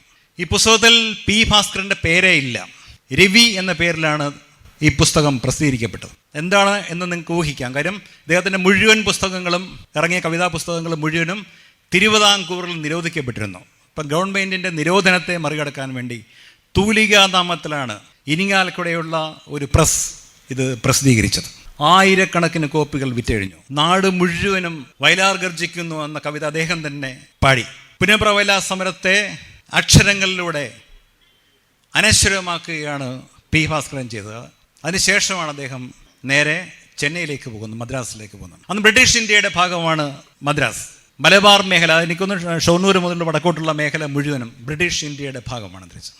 അവിടെ നിന്ന് ഇടതുപക്ഷ അനുയായികൾ ചേർന്ന് ജയകേരളം എന്നൊരു മാസിക ആരംഭിച്ചു 1947. അതിന് നേതൃത്വം കൊടുത്തയാൾ പ്രക്ഷേപണ കലയുടെ പിന്നീട് മലയാള റേഡിയോ പ്രക്ഷേപണത്തിൻ്റെ കുലപതിമാരിൽ ഒരാളായി അറിയപ്പെടുന്ന കെ പത്മനാഭൻ നായർ ആയിരുന്നു, പയ്യന്നൂർക്കാരൻ. നെയ്ത്തു തൊഴിലാളികളെക്കുറിച്ച് നോവൽ എഴുതിയ ആൾ. 1945 മുതൽ മദ്രാശി ആകാശവാണിയിലെ സ്ക്രിപ്റ്റ് റൈറ്റർ. കോഴിക്കോട് നിലയം ആരംഭിക്കുമ്പോൾ അതിൻ്റെ ആദ്യത്തെ സ്റ്റാഫുകളിൽ ഒരാൾ. 1949 ജനുവരി 1 ഡൽഹിയിൽ നിന്നും മലയാള പ്രക്ഷേപണം ആരംഭിക്കുമ്പോൾ വാർത്തകൾ വായിക്കുന്നത് പത്മനാഭൻ നായരല്ല, സ്വന്തം ജാതിവാൽ അദ്ദേഹം മുറിച്ചു കളഞ്ഞു. ആദ്യമായി മലയാളത്തിൻ്റെ വാർത്താ അവതാരകനായപ്പോൾ ആ മഹത് പാരമ്പര്യം ഇന്നും സ്വകാര്യ നിലയങ്ങൾ പോലും പിന്തുടരുന്നുണ്ട്. വാർത്ത വായിക്കുന്ന ഒരാളുടെയും ജാതിപ്പേര് കൊടുക്കാറില്ല. അത് പത്മനാഭൻ നായർ ആരംഭിച്ച കീഴ്വഴക്കമാണ് 1949. അദ്ദേഹവും പി രാമൻ മേനോൻ അങ്ങനെ ഒരു ഒട്ടേറെ പേർ ചേർന്ന് ഇടതുപക്ഷ അനുയായികൾ ചേർന്നിട്ട് ആരംഭിച്ച പ്രസിദ്ധീകരണത്തിൽ പി ഭാസ്കരൻ സഹപത്രാധിപരായി. അദ്ദേഹം അതിൽ കവിതകൾ എഴുതി. കഴിഞ്ഞ ദിവസം ഞാൻ അതിൻ്റെ ഒരു ആദ്യ ഓണപ്പതിപ്പ് 47 തന്നെ അതിൻ്റെ ആദ്യ ഓണപ്പതിപ്പ് മണ്ണാർക്കാട്ടെ ഒരു ലൈബ്രറിയിൽ നിന്ന് കണ്ടെടുത്ത് ഞാൻ കാണുകയുണ്ടായി. അതിൽ അദ്ദേഹത്തിൻ്റെ മർദ്ദിതർ കവിതയുടെ ഒരു ഭാഗം കൊടുത്തിട്ടുണ്ട്. കൗമാരപ്രായം പോലും പിന്നിടാത്ത കവി എന്നാണ് ഭാസ്കരൻ മാഷെ അതിൽ വിശേഷിപ്പിച്ചിട്ടുള്ളത്. അതിൽ സബ്ജക്റ്റ് അയക്കുന്ന സമയത്താണ് അദ്ദേഹത്തിൻ്റെ റേഡിയോ ജീവിത ബന്ധം ആരംഭിക്കുന്നത്. 1938 കൽക്കട്ടയിൽ നിന്ന് ചെന്നൈയിൽ നിന്നൊക്കെ ഷോർട്ട് വേവിൽ റേഡിയോ പ്രക്ഷേപണം ആരംഭിച്ചു. 1938. 1939 ഓണത്തിന് കൊല്ലംകോടെ സർ വാസുദേവ രാജ അദ്ദേഹത്തിൻ്റെ ഓണ സന്ദേശത്തോടു കൂടിയാണ് മലയാള റേഡിയോ പ്രക്ഷേപണത്തിൻ്റെ ചരിത്രം ആരംഭിക്കുന്നത്. മലയാളി സംഘടനകളുണ്ട് അവിടെ ഇഷ്ടം പോലെ. അപ്പോൾ ഈ വാസുദേവ രാജ അവിടെയൊക്കെ വന്നു പോകും. ഒരുപക്ഷെ ആ ബന്ധം കാരണമായിരിക്കാം മലയാള റേഡിയോ പ്രഭാഷണം നടത്താനുള്ള ചരിത്ര നിയോഗം വാസുദേവ രാജയ്ക്ക് കൈവന്നത്. അതിനെ ഇടയാക്കിയത് മലയാളിയായ GPS നായർ എന്ന കായംകുളംകാരനാണ്. കെ പത്മനാഭൻ നായർ മലയാള റേഡിയോ പ്രക്ഷേപണത്തിൻ്റെ കുലപതിമാരിൽ ഒരാളാണ് എന്ന് പറയുകയുണ്ടായി. ആദ്യ പ്രക്ഷേപണത്തിന് നേതൃത്വം കൊടുത്ത GPS നായരാണ് ഇതിൽ പറയേണ്ട ആദ്യത്തെ പേരുകാരൻ. അദ്ദേഹത്തിൻ്റെ നേതൃത്വത്തിലാണ് മലയാള റേഡിയോ പ്രക്ഷേപണം കൊല്ലങ്കോട് രാജയുടെ ഓണ സന്ദേശത്തോടുകൂടി ആരംഭിക്കുന്നത്. 42 ജനുവരി മുതൽ മദ്രാസ് നിലയത്തിൽ നിന്നും മലയാളം പ്രക്ഷേപണങ്ങൾ ആരംഭിച്ചു. 42 തലശ്ശേരിക്കാരനായ ഒരു ഭാഗവതർ അവിടെ എത്തി GPS നായരെ കണ്ടു. ഞാൻ ശാസ്ത്രീയ സംഗീതമൊക്കെ പഠിച്ചിട്ടുണ്ട്, നന്നായി പാടും, എനിക്കൊരു ജോലി വേണം ഇവിടെ എന്ന് അദ്ദേഹം അന്നത്തെ ഡയറക്ടറുമായി ആലോചിച്ച് അവിടെ അദ്ദേഹത്തിന് ജോലി കൊടുത്തു. ആ ജോലി കിട്ടിയ ആളിൻ്റെ പേരാണ് കെ രാഘവൻ. കെ രാഘവൻ്റെ വളരെ സംഭവബഹുലമായ ആകാശവാണി ജീവിതം മദ്രാസ് നിലയത്തിൽ തമ്പുരു ആർട്ടിസ്റ്റായി 1942 ആരംഭിച്ചു. 2 വർഷം കഴിഞ്ഞിട്ട് ഒരു ഗായിക അവിടെ എത്തി. തിരുവനന്തപുരം സ്വദേശിനിയാണ്. അച്ഛൻ മാവേലിക്കക്കാരനാണ്, ഞങ്ങളുടെ നാട്ടുകാരനാണ്. തിരുവനന്തപുരം വിമൻസ് കോളേജിൽ സംഗീതം പഠിച്ചു. മദ്രാസിൽ നിന്ന് സംഗീതത്തിൽ ബിരുദം നേടി. തൃശ്ശിനാപ്പള്ളി റേഡിയോ നിലയത്തിൽ കർണാടക സംഗീത പരിപാടികൾ ഒക്കെ നടത്തി പേരെടുത്ത ഒരു യുവതിയാണ് അവിടെ എത്തിയത്. സ്വാതന്ത്ര്യ സമര സേനാനിയായ ഡേവിഡിനെ വിവാഹം ചെയ്ത സമയം ആ സ്ത്രീയുടെ പേരാണ് Janamma David. 44 Janamma David K Raghavan പിന്നാലെ സ്റ്റാഫ് ആർട്ടിസ്റ്റായി ആകാശവാണി മദ്രാസ് നിലയത്തിൽ ജോലിയിൽ പ്രവേശിച്ചു. 45 പത്മനാഭൻ നായരെയും സ്ക്രിപ്റ്റ് റൈറ്ററായി സ്റ്റാഫ് ആർട്ടിസ്റ്റായി അവിടെ നിയമിച്ചു. അപ്പോൾ എല്ലാ ദിവസവും മലയാളത്തിൽ പരിപാടികളുണ്ട്. അപ്പം കവിതകൾ വേണം, ഗാനങ്ങൾ വേണം. ജയകേരളത്തിൻ്റെ സഹപത്രാധിപരാണ് പി ഭാസ്കരൻ. അങ്ങനെ പി ഭാസ്കരനെ ഗാനങ്ങൾ എഴുതാനായി പത്മനാഭൻ നായർ നിയോഗിച്ചു.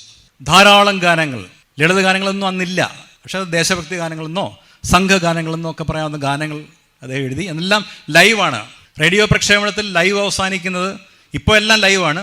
പക്ഷേ ആദ്യകാലങ്ങളിൽ സാങ്കേതികമായി മുന്നോട്ട് പോകാത്തത് കൊണ്ട്, റെക്കോർഡിംഗ് ഫെസിലിറ്റി ഇല്ലാത്തത് കൊണ്ട് 1960 വരെയൊക്കെ എല്ലാ പരിപാടികളും ലൈവാണ്. നാടകവായാലും ലൈവാണ്, പാട്ടുകളായാലും ലൈവാണ്, മുഴുവൻ ലൈവാണ് തിരിച്ചു. അപ്പോൾ ഈ പരിപാടികളിൽ മുഴുവൻ ശബ്ദം നൽകി ശബ്ദ കലാകാരനായി അദ്ദേഹം പങ്കെടുത്തു.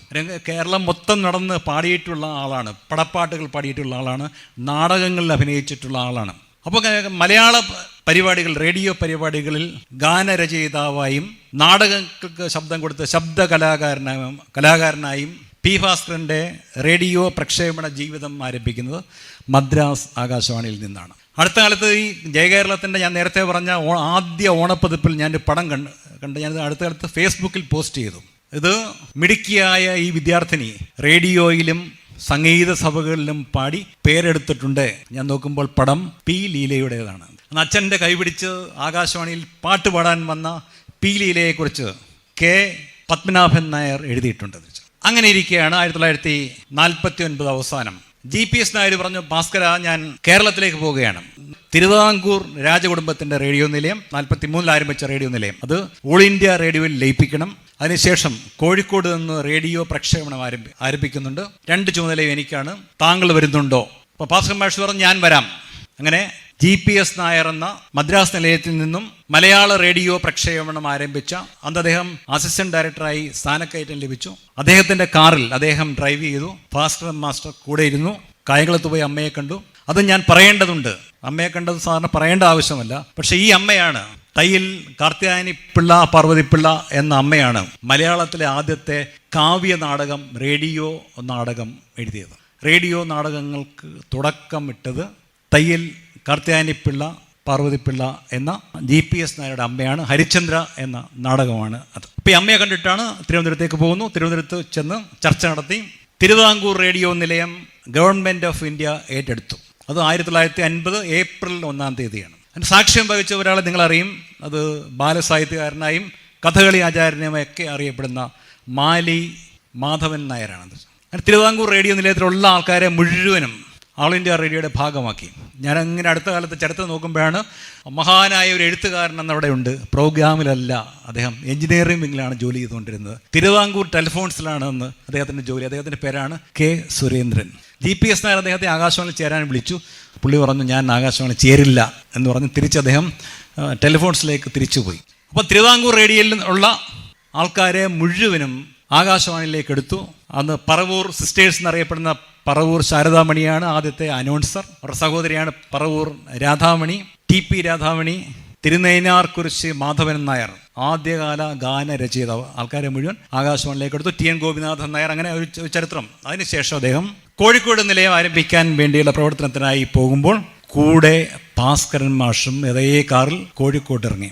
കോഴിക്കോട് ബീച്ചിൽ ഇപ്പോൾ നിൽക്കുന്ന ബിൽഡിങ്ങിൻ്റെ തൊട്ടുപുറകിൽ അതൊരു വളരെ മനോഹരമായ ഒരു കെട്ടിടമായിരുന്നു. ഹെറിറ്റേജ് ബിൽഡിംഗ് എന്നൊക്കെ പറഞ്ഞ് നിലനിർത്താവുന്ന കെട്ടിടം ദൗർഭാഗ്യവശാൽ പിന്നീട് പൊളിച്ചു മാറ്റപ്പെടുകയോ നശിക്കുകയോ ചെയ്തു. പടം മാത്രമേ അവശേഷിച്ചിട്ടുള്ളൂ. മുഴുവൻ തടിയിൽ തീർത്ത ഒരു കെട്ടിടം. ഫ്രഞ്ച് ഗവൺമെൻറ്റിൻ്റെ അധീനതയിലുണ്ടായിരുന്ന കെട്ടിടം ഫ്രഞ്ച് പാതിരിമാരുടെ ഉടമസ്ഥതയിലായിരുന്നു. അന്ന് അക്രമ പ്രവർത്തനങ്ങൾ ഏർപ്പെടുന്ന ആൾക്കാർ, കുറ്റവാളികൾ പോലീസ് ഓടിച്ചു കഴിഞ്ഞാൽ നേരെ ബീച്ച് വരെ ഓടിയിട്ട് നേരെ മതിൽ ചാടി ഈ കെട്ടിടത്തിനകത്ത് കയറും. ബ്രിട്ടീഷ് ഗവൺമെൻറ്റിന് അവിടെ അധികാരമില്ല. അപ്പം കുറ്റവാളികൾ അവിടെ നിന്ന് പോലീസിനെ കൈകൊട്ടി കളിയാക്കി വിടും തിരിച്ച്. അപ്പോൾ ഇത് നിരന്തരമായി ചർച്ച നടത്തിയിട്ടും ആകാശവാണിക്ക് ഈ കെട്ടിടം വിട്ടുകൊടുക്കാൻ ഫ്രഞ്ച് പാതിരിമാർ തയ്യാറായിരുന്നില്ല. ഈ കെട്ടിടം നിർബന്ധപൂർവ്വം ഏറ്റെടുക്കാനുള്ള ഉത്തരവുമായാണ് GPS നായർ എത്തുന്നത്. അങ്ങനെ കെട്ടിടം പാതിരിമാരിൽ നിന്നും ഗവൺമെൻറ് ഓഫ് ഇന്ത്യ ഉത്തരവനുസരിച്ച് ഏറ്റെടുത്തു. ആദ്യത്തെ സ്ക്രിപ്റ്റ് റൈറ്ററായി P ഭാസ്കരൻ കോഴിക്കോട് ആകാശവാണിയിൽ നിയമിക്കപ്പെട്ടു. കേരളത്തിലെ 2ാമത്തെ റേഡിയോ നിലയം, മലബാറിലെ ആദ്യത്തെ റേഡിയോ നിലയം. അവിടെ ഉദ്ഘാടന ദിവസം 1950 മെയ് 14 ഞായറാഴ്ച. അത് പണ്ടൊക്കെ ഈ വലിയ വിശ്വാസികളുടെ സമയമാണ്. രാഹുകാലത്താണ് പ്രക്ഷേപണം ആരംഭിച്ചത്. അന്ന് രാഹുകാലത്ത് പ്രക്ഷേപണം ആരംഭിക്കാൻ പാടില്ല എന്ന് പത്രങ്ങളൊക്കെ എഡിറ്റോറിയൽ എഴുതിയ കാര്യം ഭാസ്കരൻ മാഷൊക്കെ പറഞ്ഞിട്ടുണ്ട്. കോഴിപ്പുറത്ത് മാധവ മേനോനാണ്, അദ്ദേഹം മദ്രാസ് സംസ്ഥാനത്തെ മന്ത്രിയാണ്. അദ്ദേഹമാണ് റേഡിയോ നിലയം ഉദ്ഘാടനം ചെയ്തത്. ആദ്യം പ്രക്ഷേപണം ചെയ്യപ്പെട്ടത് P ഭാസ്കരൻ എഴുതിയ വീരകേരളം എന്ന സംഗീത ശില്പം. നേരത്തെ തയ്യാറാക്കുന്നതല്ല, അതെല്ലാം തത്സമയ പ്രക്ഷേപണമാണ്. ഈ വേദിയിൽ നാവോറ് പാടുവാനായി 2 പേർ വന്നു. അത് രാമനാട്ടുകരയുള്ള ഒരു പുള്ളുവനും ഭാര്യയുമാണ്. ഭാരത സർക്കാരിൻ്റെ ഏറ്റവും വലിയ അന്നത്തെ സാംസ്കാരിക സ്ഥാപനത്തിൻ്റെ ഉദ്ഘാടന വേദിയിൽ അധസ്ഥിത സമുദായത്തിൽ നിന്നുള്ള ഇതുവരെ ഒരു വേദിയും, ഇപ്പോഴും തർക്കമുണ്ട്, ചില പ്രത്യേക കലാകാരന്മാരെ ചില പ്രത്യേക ക്ഷേത്രങ്ങൾക്കകത്തേക്ക് കടത്തത്തില്ല. ഇത് 50കളിൽ 1900 കൃത്യം പറഞ്ഞ 1950 മെയിൽ കോഴിക്കോട് ആകാശവാണി നിലയം ഉദ്ഘാടനം ചെയ്യപ്പെടുമ്പോൾ വേദിയിൽ നാവേറ് പാടിക്കൊണ്ട് 2 പേർ, പുള്ളുവൻ രാമന്റെ ഭാര്യ, തത്സമയം പ്രക്ഷേപണം ചെയ്യപ്പെട്ടു. ഒരുപക്ഷെ കേരളത്തിൻ്റെ സംഗീത ചരിത്രം എഴുതുന്നുണ്ടെങ്കിൽ ടേണിംഗ് പോയിന്റ് എന്ന് പറയാവുന്ന സംഭവം ഇതാണ്. അധസ്ഥിത സമുദായത്തിന് പൊതുവേദികൾ ഉണ്ടായിരുന്നില്ല. ഭാസ്കര മാഷ് തന്നെ എഴുതിയിട്ടുണ്ട്, അവരുടെ നാടൻ പാട്ടുകൾ വയലേലകളിലും തെങ്ങിൻ തോട്ടങ്ങളിലും മാത്രം തങ്ങി നിന്ന കാലം, അവരുടെ മാത്രം സാംസ്കാരിക സമ്പത്തായി ചുരുങ്ങി നിന്ന കാലം. അവർക്ക് താല്പര്യം ഇല്ലാതിരുന്നിട്ടല്ല, ഒരു വേദിയും അവർക്കന്ന് അനുവദിക്കപ്പെട്ടിരുന്നില്ല. ക്ഷേത്രങ്ങൾക്കകത്തേക്ക് അധസ്ഥിത സമുദായങ്ങൾക്ക് പ്രവേശനം പോലും ഉണ്ടായിരുന്നില്ല ആ സമയത്ത്. പിന്നെ അവരുടെ കലകൾ അകത്തേക്ക് കയറ്റുന്ന പ്രശ്നം ഉദിക്കുന്നില്ല. തിരിച്ചു വരേണ്യവർഗത്തിൻ്റെ മാത്രം കലകളെന്നുണ്ടായിരുന്നു. കഥകളി പോലെയുള്ള അല്ലെങ്കിൽ കർണാടക സംഗീതം പോലെയുള്ള. കർണാടക സംഗീതം എന്ന് പറയുന്നത് ശാസ്ത്രീയ സംഗീതം എന്നൊരു വാക്ക് അതിന് ആ കാലത്ത് കൊടുത്തിരുന്നു. അതൊരു രാഷ്ട്രീയ പദമാണ്. ഞങ്ങളുടേതാണ് ശാസ്ത്രീയ സംഗീതം, ബാക്കിയൊക്കെ അശാസ്ത്രീയമായ സംഗീതമാണ് എന്നൊരു ധ്വനി അതിനകത്തുണ്ട്. കാര്യം ഞങ്ങളുടെ സംഗീതമാണ് ശുദ്ധ സംഗീതം. ആ സംഗീതത്തിനൊക്കെ അന്ന് ക്ഷേത്രങ്ങളിൽ പ്രവേശനമുണ്ട്. അധസ്ഥിത സമുദായത്തിൻ്റെ സംഗീതത്തിനൊന്നും പ്രവേശനം പോലും ഇല്ലായിരുന്ന സമയത്താണ് ആകാശവാണി ഉദ്ഘാടനം ചെയ്യുമ്പോൾ ആ വേദിയിൽ പുള്ളുവൻ പാട്ട് എന്ന നാടൻ പാട്ട് അവതരിപ്പിക്കപ്പെടുന്നു. ചെമ്പൈ വൈദ്യനാഥ ഭാഗവതരുടെ കച്ചേരിക്കൊപ്പം തന്നെ അവതരിപ്പിക്കപ്പെടുന്നു. അതേപോലെ തന്നെ അംഗീകരിക്കപ്പെടുന്നു. ഉദ്ഘാടനം ചെയ്യപ്പെട്ട് ഏതാനും ദിവസങ്ങൾക്കകം കെ രാഘവൻ കോഴിക്കോട് ആകാശവാണിയിൽ ചേരുന്നു. മദ്രാസിൽ നിന്ന് ഏതാനും വർഷം മുമ്പ് 48-ലോ 49-ലോ ഡൽഹി ആകാശവാണിയിലേക്ക് സ്ഥലം മാറ്റപ്പെട്ടു. അന്ന് GPS നായർ അദ്ദേഹത്തിൻ്റെ ഒക്കെ പറഞ്ഞു, ഒരു പോസ്റ്റ് വരുന്നുണ്ട് ഡൽഹി ആകാശവാണിയിൽ, നിങ്ങൾ അവിടെ പോകുന്നതാണ് നല്ലത്. അപ്പം ചോദിച്ചു, എന്തിനാണ് ഞാൻ പോകേണ്ടത്? അപ്പം പറഞ്ഞു, ഇത് മദ്രാസ് ആകാശവാണി നിലയം ഉന്നത കുലജാതരായ ബ്രാഹ്മണന്മാരാണ് സംഗീതജ്ഞരായിട്ടുള്ളത്. അവരോടൊപ്പം നിന്ന് നിങ്ങൾക്കിവിടെ നിൽക്കാൻ പറ്റുമോ? അതുകൊണ്ട് നിങ്ങൾ ഡൽഹിയിൽ വരുന്ന പുതിയ പദവിയിലേക്ക് പോകുന്നതാണ് നല്ലത് എന്ന് GPS നായർ പറഞ്ഞതനുസരിച്ചിട്ടാണ് 40കളുടെ അവസാനം മദ്രാസ് നിലയത്തിൽ നിന്നും കെ രാഘവൻ ഡൽഹിയിലേക്ക് പോയി. കോഴിക്കോട് നിലയം ആരംഭിച്ച് ഏതാനും മാസങ്ങൾക്കകം അദ്ദേഹം സംഗീത വിഭാഗത്തിൽ എത്തുന്നത്. പിന്നീട് ബാക്കിയുള്ളതെല്ലാം ചരിത്രം നമുക്കറിയാം. കെ രാഘവൻ മാഷിൻ്റെയും പി ഭാസ്കരൻ്റെയും ഏറ്റവും വലിയ സംഭാവന എന്ന് പറയുന്നത് ലളിത സംഗീതം എന്നൊരു സംഗീത ശാഖയുണ്ടായി എന്നുള്ളതാണ്. അതിനു മുമ്പ് വരെ ഞാൻ പറഞ്ഞു ശാസ്ത്രീയ സംഗീതമുണ്ട്, കർണാടക സംഗീതമുണ്ട്. അക്കാലത്തൊക്കെ ഹിന്ദി സിനിമ പാട്ടുകളുണ്ട്. വലിയ പ്രചാരമുണ്ടായിരുന്നു ഹിന്ദി സിനിമ പാട്ടുകൾക്ക്. അപ്പം ശാസ്ത്രീയ സംഗീതത്തിനും അല്ലെങ്കിൽ കർണാടക സംഗീതത്തിനും ഹിന്ദി സിനിമ പാട്ടുകൾക്കും നടുവിലുള്ള എല്ലാവർക്കും ആസ്വാദ്യകരമായ ലളിത പദാവലികളിൽ സാധാരണ ജീവിതം ചിത്രീകരിക്കുന്ന നമുക്ക് പരിചിതമായ ഈണങ്ങളുള്ള നാടൻ പാട്ടിൻ്റെയൊക്കെ ഈണങ്ങളുള്ള ഒരു ഗാനശാഖ അവിടെ പിറവിയെടുത്തു. പി ഭാസ്കരൻ എഴുതി, കെ രാഘവൻ സംഗീതം കൊടുത്ത്, കോഴിക്കോട് അബ്ദുൽ ഖാദറും ശാന്ത പി നായരും ലക്ഷ്മി ദേവി അന്നത്തെ സ്റ്റാഫ് അനൗൺസേഴ്സാണ്, ആദ്യത്തെ സ്റ്റാഫ് അനൗൺസേഴ്സാണ്. അവരൊക്കെ പാടിയ പാട്ടുകളിലൂടെ. പക്ഷേ രാഘവൻ മാസ്റ്റർക്ക് മുമ്പ് മലയാള സിനിമയിൽ വേരുറപ്പിച്ച വ്യക്തിമുദ്ര പതിപ്പിച്ച ഒരാൾ കോഴിക്കോട് നിലയത്തിൽ ആദ്യ സ്റ്റാഫ് അംഗമായിട്ടുണ്ടായിരുന്നു. ഉദയയുടെ ആദ്യ സിനിമ വെള്ളി നക്ഷത്രമാണ് 1948. അതിന് സംഗീതം കൊടുത്തുകൊണ്ട് സംഗീത രംഗത്തേക്ക് വരുമ്പോൾ അദ്ദേഹം തിരുവിതാംകൂർ റേഡിയോ നിലയത്തിൻ്റെ വയലിനിസ്റ്റായിരുന്നു. ഇത്രയും പറയുമ്പോൾ നിങ്ങൾക്ക് അതിൻ്റെ പേര് ഓർമ്മയുണ്ടാകും. അദ്ദേഹത്തിൻ്റെ പേര് BA ചിദംബരനാഥ് എന്നാണ്. കോഴിക്കോട് നിലയത്തിൻ്റെ ആദ്യത്തെ സ്റ്റാഫ് ആർട്ടിസ്റ്റുകളിൽ ഒരാൾ BA ചിദംബരനാഥ് ആയിരുന്നു. തൃശ്ശൂർ P രാധാകൃഷ്ണൻ അദ്ദേഹം മൃദംഗം ആർട്ടിസ്റ്റായിരുന്നു ആ സമയത്ത്. ക്ലാർനെറ്റ് വിദഗ്ധൻ TKC നടരാജൻ. അങ്ങനെ വളരെ അതിപ്രശസ്തരായ സ്റ്റാഫ് ആർട്ടിസ്റ്റുകൾ കോഴിക്കോട് നിലയത്തിലുണ്ട്. രാഘവൻ മാഷ് വന്നു, ലളിത സംഗീതം പിറന്നു, അതിന് ഇഷ്ടം പോലെ വേദികളുണ്ടായി. മാപ്പിള സംഗീതത്തെ, മാപ്പിള പാട്ടുകളെ പൊതുധാരയിലേക്ക് കൊണ്ടുവന്നതും രാഘവൻ മാസ്റ്ററാണ്. നമുക്കെല്ലാം അറിയാം, അന്ന് വളരെ ധനാഢ്യരായിട്ടുള്ള മുസ്ലിങ്ങളുടെ വിവാഹ വേദികളിൽ മാത്രമാണ് മാപ്പിള പാട്ടുകൾ അവതരിപ്പിക്കപ്പെട്ടുകൊണ്ടിരുന്നത്. യാഥാസ്ഥിതികമായൊരു വിഭാഗം അതിന് പോലും എതിരായിരുന്നു. വലിയ പണക്കാരുടെ വീടുകളിലേക്ക് പാടാൻ വേണ്ടി വടക്കേ ഇന്ത്യയിൽ നിന്നുള്ള ഹിന്ദുസ്ഥാനി സംഗീതജ്ഞരെ കൊണ്ടുവരും. അങ്ങനെ കൊണ്ടുവന്ന ഒരാൾ നമുക്ക് പരിചിതനായ ഒരാളിൻ്റെ അച്ഛനാണ്. അത് ജാൻ മുഹമ്മദ് എന്നാണ് പേര്, നിങ്ങൾക്കെല്ലാം അറിയാമായിരിക്കും അല്ലേ, ബാബുരാജൻ്റെ അച്ഛൻ. അപ്പം മലബാറിലെ ധനാഢ്യരായിട്ടുള്ള മുസ്ലിം കുടുംബങ്ങളിൽ ആഘോഷങ്ങളൊക്കെയായി ക്ഷണിച്ചു കൊണ്ടുവന്ന ബംഗാൾ സ്വദേശിയായ ജാൻ മുഹമ്മദാണ് കുറേ കാലം അവിടെ കൂടി ഒട്ടേറെ വേദികളിൽ മെഹഫിലുകൾ അവതരിപ്പിച്ചു. അപ്പോൾ അദ്ദേഹത്തിന് നാട്ടിൽ നിന്നൊരു വിവാഹമുണ്ടായി. അതിലുണ്ടായ കുട്ടിയാണ് സാബിർ ബാബു. കുറേ കഴിഞ്ഞപ്പോൾ ജാൻ മുഹമ്മദ് നാട്ടിലേക്ക് തിരിച്ചുപോയി. കുടുംബം പട്ടിണിയായി, ദരിദ്രാവസ്ഥയിലെത്തി. അച്ഛനെ തേടി സാബിർ ബാബു ഉത്തരേന്ത്യ മുഴുവൻ അലഞ്ഞു തിരിഞ്ഞു നടന്നു. അച്ഛനെ കണ്ടെത്താൻ പറ്റിയില്ല. ഹിന്ദുസ്ഥാനി പഠിച്ചു, തിരിച്ചു വന്നു. മുട്ടായി തെരുവിനടുത്ത് വയറ്റിൽ കുട്ടി പാടിക്കൊണ്ടിരിക്കുമ്പോൾ കുഞ്ഞു മുഹമ്മദ് എന്ന് വന്ന പോലീസുകാരൻ അത് കാണാനെത്തി. നന്നായി പാടുന്ന കുട്ടി ഹിന്ദുസ്ഥാനി രാഗങ്ങൾ ആലപിക്കുന്നു, ഹാർമോണിയം വായിക്കുന്നു. അദ്ദേഹം തൻ്റെ വീട്ടിലേക്ക് കൂട്ടിക്കൊണ്ടുവന്നു, മകനായി തന്നെ വളർത്തി, സഹോദരിയെ വിവാഹം ചെയ്തു കൊടുത്തു. ബാബുരാജ് ഉണ്ടാകുന്നത് അങ്ങനെയാണ്. ബാബുരാജിനെ പോലെയുള്ള ഒട്ടേറെ സുഹൃത്തുക്കളെ കോഴിക്കോട് ജീവിതത്തിലാണ് പി ഭാസ്കരൻ പരിചയപ്പെടുന്നത്. അദ്ദേഹത്തിൻ്റെ ആദ്യ ലളിതഗാനങ്ങളിൽ ഒന്നിന് ഈണം നൽകിയാണ് ഒരുപക്ഷെ ബാബുരാജിൻ്റെ സംഗീത ജീവിതം ആരംഭിക്കുന്നത്. ഒട്ടേറെ ശ്രമങ്ങൾ അദ്ദേഹം നടത്തുകയുണ്ടായി. കതിരുകാണക്കിളി എന്നൊരു നാടകം സിനിമയാക്കാൻ ശ്രമിച്ചപ്പോൾ ബാബുരാജും കെ രാഘവനും ഉണ്ടായിരുന്നു, അത് നടന്നില്ല. അതിനുശേഷം പി കേശവദേവിൻ്റെ ഓടയിൽ നിന്ന് സിനിമയാക്കാൻ ആകാശവാണിയിൽ ഉള്ളപ്പോൾ തന്നെ ഭാസ്കരൻ മാഷ് ശ്രമിച്ചു. തിരക്കഥയെല്ലാം എഴുതി പൂർത്തിയാക്കി. അവസാനത്തെ രംഗത്തിന് ചെറിയ മാറ്റം വരണം എന്നാവശ്യപ്പെട്ട് ദേവിനെ സമീപിച്ചു. ദേവ് എന്ത് പറഞ്ഞു എന്ന് നമുക്കറിയാൻ പറ്റുമല്ലോ. ദേവ് അവരെ ഓടിച്ചു. അങ്ങനെ ആ സിനിമയും നടന്നില്ല. അതിനുശേഷം എസ് കെ പൊറ്റക്കാടിൻ്റെ പുള്ളിമാൻ സിനിമയാക്കാൻ ശ്രമിച്ചു. സംഗീതം കെ രാഘവനെയും സഹായിയായി ബാബുരാജിനെയും ഭാസ്കരൻ മാഷ് ഏൽപ്പിച്ചു. അത് ആകാശവാണിയിൽ നിന്ന് അദ്ദേഹം പോകുന്ന സമയത്താണ് അദ്ദേഹം. ഭാസ്കരൻ മാഷ് പറയുകയുണ്ടായി, അന്ന് ഇതിൻ്റെ 10 പാട്ട് 9-10 പാട്ടുകൾ മുഴുവൻ കമ്പോസ് ചെയ്തു. ഇതിനൊരു റിഹേഴ്സൽ ക്യാമ്പ് തിരുവനന്തപുരത്ത് നിന്ന് നടത്തി. വാസുവണൻ എന്നൊക്കെ പറയുന്ന ഒരു പ്ലാന്ററായിരുന്നു ഇതിൻ്റെ നിർമ്മാതാവ്. ആഘോഷപൂർവ്വം ആൾക്കാരെയൊക്കെ തിരഞ്ഞെടുത്തു. മിസ് കുമാരിയെ നായികയായി തിരഞ്ഞെടുത്തു. മദ്രാസിലെ സ്റ്റുഡിയോയിൽ പോയി പാട്ടുകളെല്ലാം കമ്പോസ് ചെയ്തു. കോഴിക്കോട് അബ്ദുൽ ഖാദറും ശാന്ത പി നായരും പി ലീലയും ഒക്കെ പാടി. തിരിച്ചു വന്നപ്പോഴേക്കും നിർമ്മാതാവിന് സാമ്പത്തിക പ്രശ്നങ്ങളുണ്ടായി. സിനിമ അവസാനിച്ചു. പാട്ടുകൾ അപ്രത്യക്ഷമായി. ഓർമ്മകൾ മങ്ങിയ കാലത്തും ഈ പാട്ടുകൾ ഭാസ്കരൻ മാഷ്ക്ക് ഏതാനും വരികൾ ഓർമ്മയുണ്ടായിരുന്നു. ഞാൻ കെ രാഘവൻ മാഷ് അദ്ദേഹത്തിൻ്റെ വീട്ടിൽ ഭാസ്കരൻ മാഷിൻ്റെ ജീവചരിത്രം എഴുതുന്നത് സംബന്ധിച്ച വിവരങ്ങൾ ശേഖരിക്കാൻ ചെന്നപ്പോഴാണ് അദ്ദേഹമാണ് ഭാസ്കരൻ മാഷ് എനിക്ക് ഏറ്റവും ഇഷ്ടപ്പെട്ട പാട്ടുകൾ എഴുതിയത് ഈ സിനിമയിലാണ് എന്ന് പറഞ്ഞതിൻ്റെ രഹസ്യം എന്നോട് പറഞ്ഞത്. ചന്ദ്രനുറങ്ങി താരമുറങ്ങി ചന്ദനം ചാർത്തിയ രാവുറങ്ങി എന്നാരംഭിക്കുന്ന ഒരു പാട്ട് ഇപ്പോഴും രാഘവൻ മാഷിൻ്റെ ഓർമ്മയിൽ നിൽക്കുന്നുണ്ട്. ഭാസ്കരൻ മാഷിൻ്റെയും രാഘവൻ മാഷിൻ്റെയും ഒക്കെ കൂടെ ബാബുരാജിൻ്റെ സംഗീത ജീവിതം ആരംഭിക്കുന്ന അങ്ങനെയാണ്. അക്കാലത്ത് എഴുതിയ ആദ്യത്തെ ഭാസ്കരൻ മാഷിൻ്റെ ലളിതഗാനങ്ങളിലൊന്നും ഇപ്പോഴും ചില റേഡിയോ നിലയങ്ങൾ മഞ്ചേരി FM കൊടുക്കുന്നുണ്ട്. കോഴിക്കോട് നിലയത്തിൽ അത് ഉണ്ടാകാം, ഇപ്പോൾ ഉണ്ടായിരുന്നില്ല.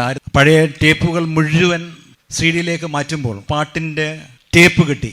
ഞങ്ങൾ ആഘോഷപൂർവ്വം കൊണ്ടുപോയി ആൾക്കാരെ മുഴുവൻ കൂട്ടി അത് പ്ലേ ചെയ്തപ്പോൾ അതിനകത്തൊരു വയലും വീടും പരിപാടിയായിരുന്നു. ഈ പാട്ടാണ് പാടാനോർത്തൊരു മധുരത ഗാനം, പാടിയതിലല്ലോ ഞാൻ പാടിയതിലല്ലോ എന്ന് കോഴിക്കോട് അബ്ദുൽ ഖാദർ പാടിയ അതിമനോഹരമായ ലളിതഗാനം. ബാബുരാജാണ് അതിന് സംഗീതം നൽകിയത്. ടേപ്പുകൾക്ക് വലിയ കടുത്ത ക്ഷാമമുള്ള സമയം, അപൂർവമായി മാത്രമേ റെക്കോർഡിംഗ് ഉള്ളൂ എന്ന്. അങ്ങനെ ഏതോ ഒരു പ്രത്യേക പരിപാടിക്ക് റെക്കോർഡ് ചെയ്ത് അതിങ്ങനെ ആയിരക്കണക്കിന് പ്രാവശ്യം അത് പ്രക്ഷേപണം ചെയ്തു. ടേപ്പ് വിലപ്പെട്ട വസ്തുവായതുകൊണ്ട് ഇതിൻ്റെ വില അറിയാത്ത ഏതോ പിൻഗാമികൾ അതിൻ്റെ മുകളിൽ വയലും വീടും പരിപാടി ശബ്ദലേഖനം ചെയ്തു. കോഴിക്കോട് അബ്ദുൽ ഖാദറിൻ്റെ ഗാനമേളകളിൽ ആൾക്കാർ ആവശ്യപ്പെടുന്നത് സിനിമാ ഗാനങ്ങളായിരുന്നില്ല, ഈ പാട്ടായിരുന്നു അത്രേ. അങ്ങനെ പാടി റെക്കോർഡ് ചെയ്ത ഒരു റെക്കോർഡിംഗ് ആണ് മഞ്ചേരി FM നിലയം ഇപ്പോൾ നമ്മൾ കൊടുത്തുകൊണ്ടിരിക്കുന്നത്. ബാബുരാജിനെ പോലെയുള്ള ഒട്ടേറെ സുഹൃത്തുക്കളെ അദ്ദേഹത്തിന് കിട്ടി. ബാബുരാജ് മരിക്കുമ്പോൾ, സിനിമയിലെ ആഘോഷ ജീവിതം കഴിഞ്ഞ് 1978 അദ്ദേഹം മരിക്കുമ്പോൾ, അത് മരിക്കുന്നത് ചെന്നൈയിലെ ഒരു ജനറൽ ആശുപത്രി വാർഡിലാണ്. വളരെ അടുത്ത ആൾക്കാർ മാത്രമേ ഉണ്ടായിരുന്നുള്ളൂ തിരിച്ചു. അതിനു മുമ്പ് VM കുട്ടിയുടെ മാപ്പിള ഗാനമേള ട്രൂപ്പിൽ അദ്ദേഹം നാട്ടിൽ വന്ന് ജീവിക്കാൻ ഒരു വഴിയില്ലായിരുന്നപ്പോൾ സഹായിക്കാൻ വേണ്ടി അദ്ദേഹത്തെ ഹാർമോണിസ്റ്റായിട്ട് വിളിച്ചിരുന്നു. അപ്പോൾ അതിനെക്കുറിച്ച് VM കുട്ടി തന്നെ പറഞ്ഞിട്ടുണ്ട്, ഞാനത് എഴുതിയിട്ടുമുണ്ട് തിരിച്ച്. ബാബുരാജിനെ പോലെ മഹാനായ ആളിനെ എൻ്റെ മാപ്പിളപ്പാട്ട് ട്രൂപ്പിൽ ഹാർമോണിയം വായിപ്പിച്ചു എന്ന് എനിക്ക് കുറ്റകരമായി വരും. അതുകൊണ്ട് എല്ലാ ഗാനമേളകളിലും ഈ മാപ്പിളപ്പാട്ട് ഗാനമേള ഉദ്ഘാടനം ചെയ്യുന്നത് ബാബുരാജ് എന്ന് ആണ് നോട്ടീസ് കൊടുത്തിരുന്നത്. ബാബുരാജ് 2 വാക്ക് ചിലപ്പോൾ സംസാരിക്കും, ചിലപ്പോൾ സംസാരിക്കില്ല, പക്ഷേ ഹാർമോണിയമാണ് അദ്ദേഹം വായിച്ചുകൊണ്ടിരുന്നത്. അതിനുശേഷമാണ് ഏതോ ഒരു അവസരം തേടി അദ്ദേഹത്തെ വന്നു. അദ്ദേഹം ചെന്നൈയിലേക്ക് തിരിച്ചുപോയി. അങ്ങനെ ഈ ആശുപത്രിയിൽ വെച്ച് മരിക്കുമ്പോൾ അന്വേഷിച്ചു കണ്ടെത്തിയില്ല എന്ന സിനിമയിൽ ഭാസ്കരൻ മാഷ് എഴുതിയ താമരക്കൊമ്പിളല്ലോ മാം ഹൃദയം എന്ന പാട്ട് പാടിക്കൊടുക്കാൻ കൂടുതൽ സഹായിയോട് ബാബുരാജ് ആവശ്യപ്പെട്ടു. വളരെ ദുർബലമായ ശബ്ദത്തിൽ ആ പാട്ടിൻ്റെ ചില വരിയുണ്ട്. അവസാനത്തെ താതാ നിൻ കൽപ്പനയാൽ എന്ന ആ വരി സഹായി പാടി ദുർബലമായ ശബ്ദത്തിൽ അത് ഏറ്റുപാടിക്കൊണ്ടിരിക്കുകയാണ് ബാബുരാജ് ലോകം വിട്ടുപോയത്. ഈ ബാബുരാജിനെക്കുറിച്ച് ബാബുരാജ് എന്ന പേരിൽ തന്നെ ഭാസ്കരൻ മാഷ് പിന്നീട് കവിത എഴുതിയിട്ടുണ്ട്. ബാബുരാജിനുള്ള ആത്മാഞ്ജലിയായിട്ട്. മട്ടുപ്പാവിൽ ബാബുരാജ് പാടുന്നു വിരഹത്തിൻ ബിലാവൽ രാഗം. ഭട്ടപ്പാവിലിരുന്ന് ബാബുരാജ് പാടുന്നു വിരഹത്തിൻ ബിലാവൽ രാഗം. ബിലാവൽ എന്ന് പറയുന്നത് ഹിന്ദുസ്ഥാനി രാഗമാണെന്നൊരു അടിക്കുറിപ്പിൽ അദ്ദേഹം പറയുകയുണ്ടായി. അങ്ങനെ ബാബുരാജിനെ പോലെയുള്ള ഒട്ടേറെ സുഹൃത്തുക്കൾ, കെ രാഘവനുമായിട്ടുള്ള ആത്മബന്ധം.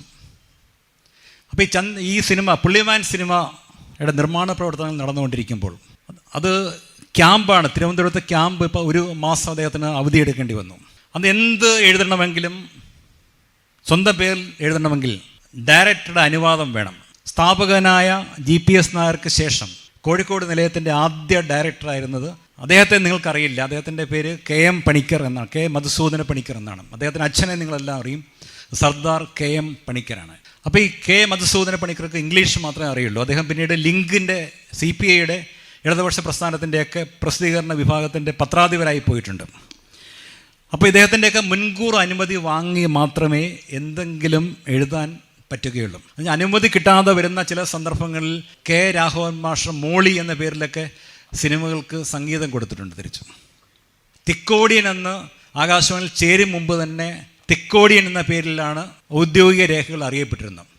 അപ്പം തിക്കോടിയൻ എന്ന പേരിൽ എഴുതാൻ പറ്റത്തില്ല. അദ്ദേഹം ഒന്ന് ആനന്ദ് എന്ന പേരിലാണ് എഴുതിക്കൊണ്ടിരുന്നത്.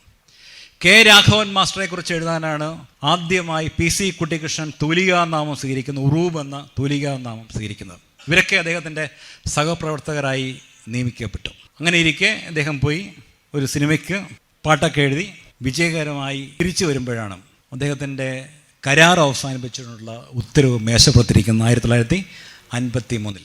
ഒരു ചർച്ചയുമില്ലാതെ, ഒരു മുന്നറിയിപ്പുമില്ലാതെ ആകാശവാണി 1953 P ഭാസ്കരനെ പുറത്താക്കി.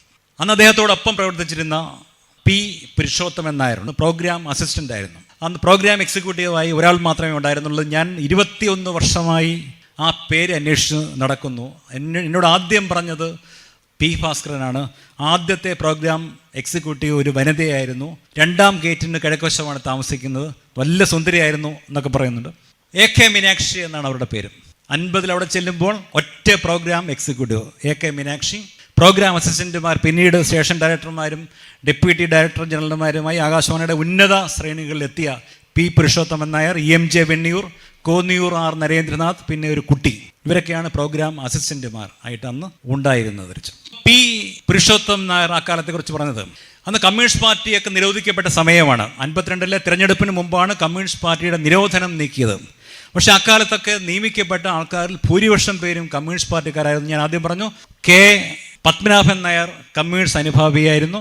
ആദ്യമായി സബ് എഡിറ്റർമാരായി ഡൽഹി നിയമിക്കപ്പെട്ട കഴിഞ്ഞ മാസം അന്തരിച്ച 101 വയസ്സിൽ അന്തരിച്ച Omchery NN Pillai, R Constantine ജനൈകം പത്രം ഇറക്കാനായിട്ട് തീരുമാനിച്ചത് കൊല്ലത്ത് അന്ന് കൗൺസിലറായിരുന്ന, മുനിസിപ്പൽ കൗൺസിലറായിരുന്ന R കോൺസ്റ്റന്റൈൻ്റെ വീട്ടിൽ വെച്ചാണ്. കോൺസ്റ്റന്റൈനും ഓംചേരിയും ഒക്കെ കറകളഞ്ഞ കമ്മ്യൂണിസ്റ്റുകാർ 52 ഡൽഹി ആകാശവാണിയിൽ സബ് എഡിറ്റർമാരായി അവർ നിരോധിക്കപ്പെട്ട സമയത്ത് കമ്മ്യൂണിസ്റ്റ് പാർട്ടിയുടെ നിരോധനം പിൻവലിക്കപ്പെടുന്നതേ ഉള്ളൂ. ഇലക്ഷൻ തൊട്ട് മുമ്പാണ് പിൻവലിക്കപ്പെടുന്നത്. P ഭാസ്കരനെ നിയമിച്ചു. അങ്ങനെ കമ്മ്യൂണിസ്റ്റുകാരുടെ ഒരു നിര തന്നെ ഉണ്ടായിരുന്നു. NN കക്കാട് മലബാർ ബോർഡ് ഇലക്ഷനിൽ കമ്മ്യൂണിസ്റ്റ് പാർട്ടി സ്ഥാനാർത്ഥിയായി നിന്ന് മത്സരിച്ച് തോറ്റ NN കക്കാട് ആകാശവാണിയിൽ നിയമിക്കപ്പെട്ടു. അക്കിത്തം EMSൻ്റെ സെക്രട്ടറി ആയിരുന്നു. അക്കിത്തം കമ്മ്യൂണിസ്റ്റുകാരനായിരുന്നു. പക്ഷേ P ഭാസ്കരൻ കമ്മ്യൂണിസ്റ്റുകാരനാണ് എന്ന് പറഞ്ഞ് ആരോ ഒരു കത്ത് അധികൃതർക്ക് അയച്ചു. അന്ന് കമ്മ്യൂണിക്കേഷൻ സിസ്റ്റമൊക്കെ വളരെ ദുർബലമാണ്. അറസ്റ്റ് ചെയ്യപ്പെട്ട, ജയിലിൽ കിടന്ന പുന്നപ്രവല്ലാറിനെ കുറിച്ച് വിപ്ലവ ഗീതം എഴുതിയ ആ ഭാസ്കരനാണോ ഈ ഭാസ്കരൻ എന്ന അധികൃതർക്ക് സംശയമുണ്ടായി. അന്വേഷണം നടന്നപ്പോഴാണ് ഞാൻ ആദ്യമേ പറഞ്ഞ KA രാജൻ അവിടെ പ്രത്യക്ഷപ്പെടുന്നത്. ഇടപ്പള്ളി പോലീസ് സ്റ്റേഷൻ ആക്രമണ കേസിൽ അറസ്റ്റ് ചെയ്യപ്പെട്ട് ആ സമയത്ത് പിന്നീട് കേരളത്തിൻ്റെ ധനകാര്യ വകുപ്പ് മന്ത്രിയായിരുന്ന V വിശ്വനാഥ മേനോനും KA രാജനും ജയിലിൽ കിടക്കുകയായിരുന്നു. അന്ന് കമ്മ്യൂണിസ്റ്റ് പാർട്ടിയുടെ വലിയ സമരത്തിൻ്റെ ചരിത്രത്തിൽ രേഖപ്പെടുത്തപ്പെട്ട വിപ്ലവകരമായ അധ്യായങ്ങളൊന്നാണ് ഇടപ്പള്ളി പോലീസ് സ്റ്റേഷൻ ആക്രമണം. അപ്പം ഇതിൽ ജയിലിൽ കിടക്കുന്നവരെ സഹായിക്കാൻ വേണ്ടി ഒരു ഡിഫൻസ് കമ്മിറ്റി പുറത്ത് രൂപവൽക്കരിച്ചിട്ടുണ്ട്. അവർക്ക് കുറച്ച് കാശ് വിരിച്ച് കൊടുക്കണം എന്ന് പറഞ്ഞ് KA രാജൻ ഒരു കത്തയച്ചു. ആർക്ക് കത്തയച്ചു? P Bhaskaran, script writer, Akashvani Kozhikode. ജയിലിൽ കിടക്കുന്നവർക്ക് കത്തയക്കാൻ പറ്റുമോ? ഇല്ല.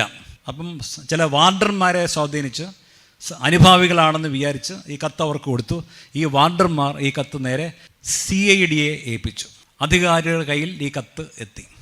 അന്വേഷണം വന്നപ്പോഴാണ് ഈ വയലാർ ഗർജിക്കുന്ന കവിത എഴുതിയ, പടപ്പാട്ടുകൾ എഴുതിയ, അറസ്റ്റ് ചെയ്യപ്പെട്ട ജയിലിൽ കിടന്ന കമ്മ്യൂണിസ്റ്റുകാരനായ പി ഭാസ്കരനാണ് ഈ പുള്ളി എന്ന് മനസ്സിലായി അദ്ദേഹത്തെ പിരിച്ചുവിട്ടു.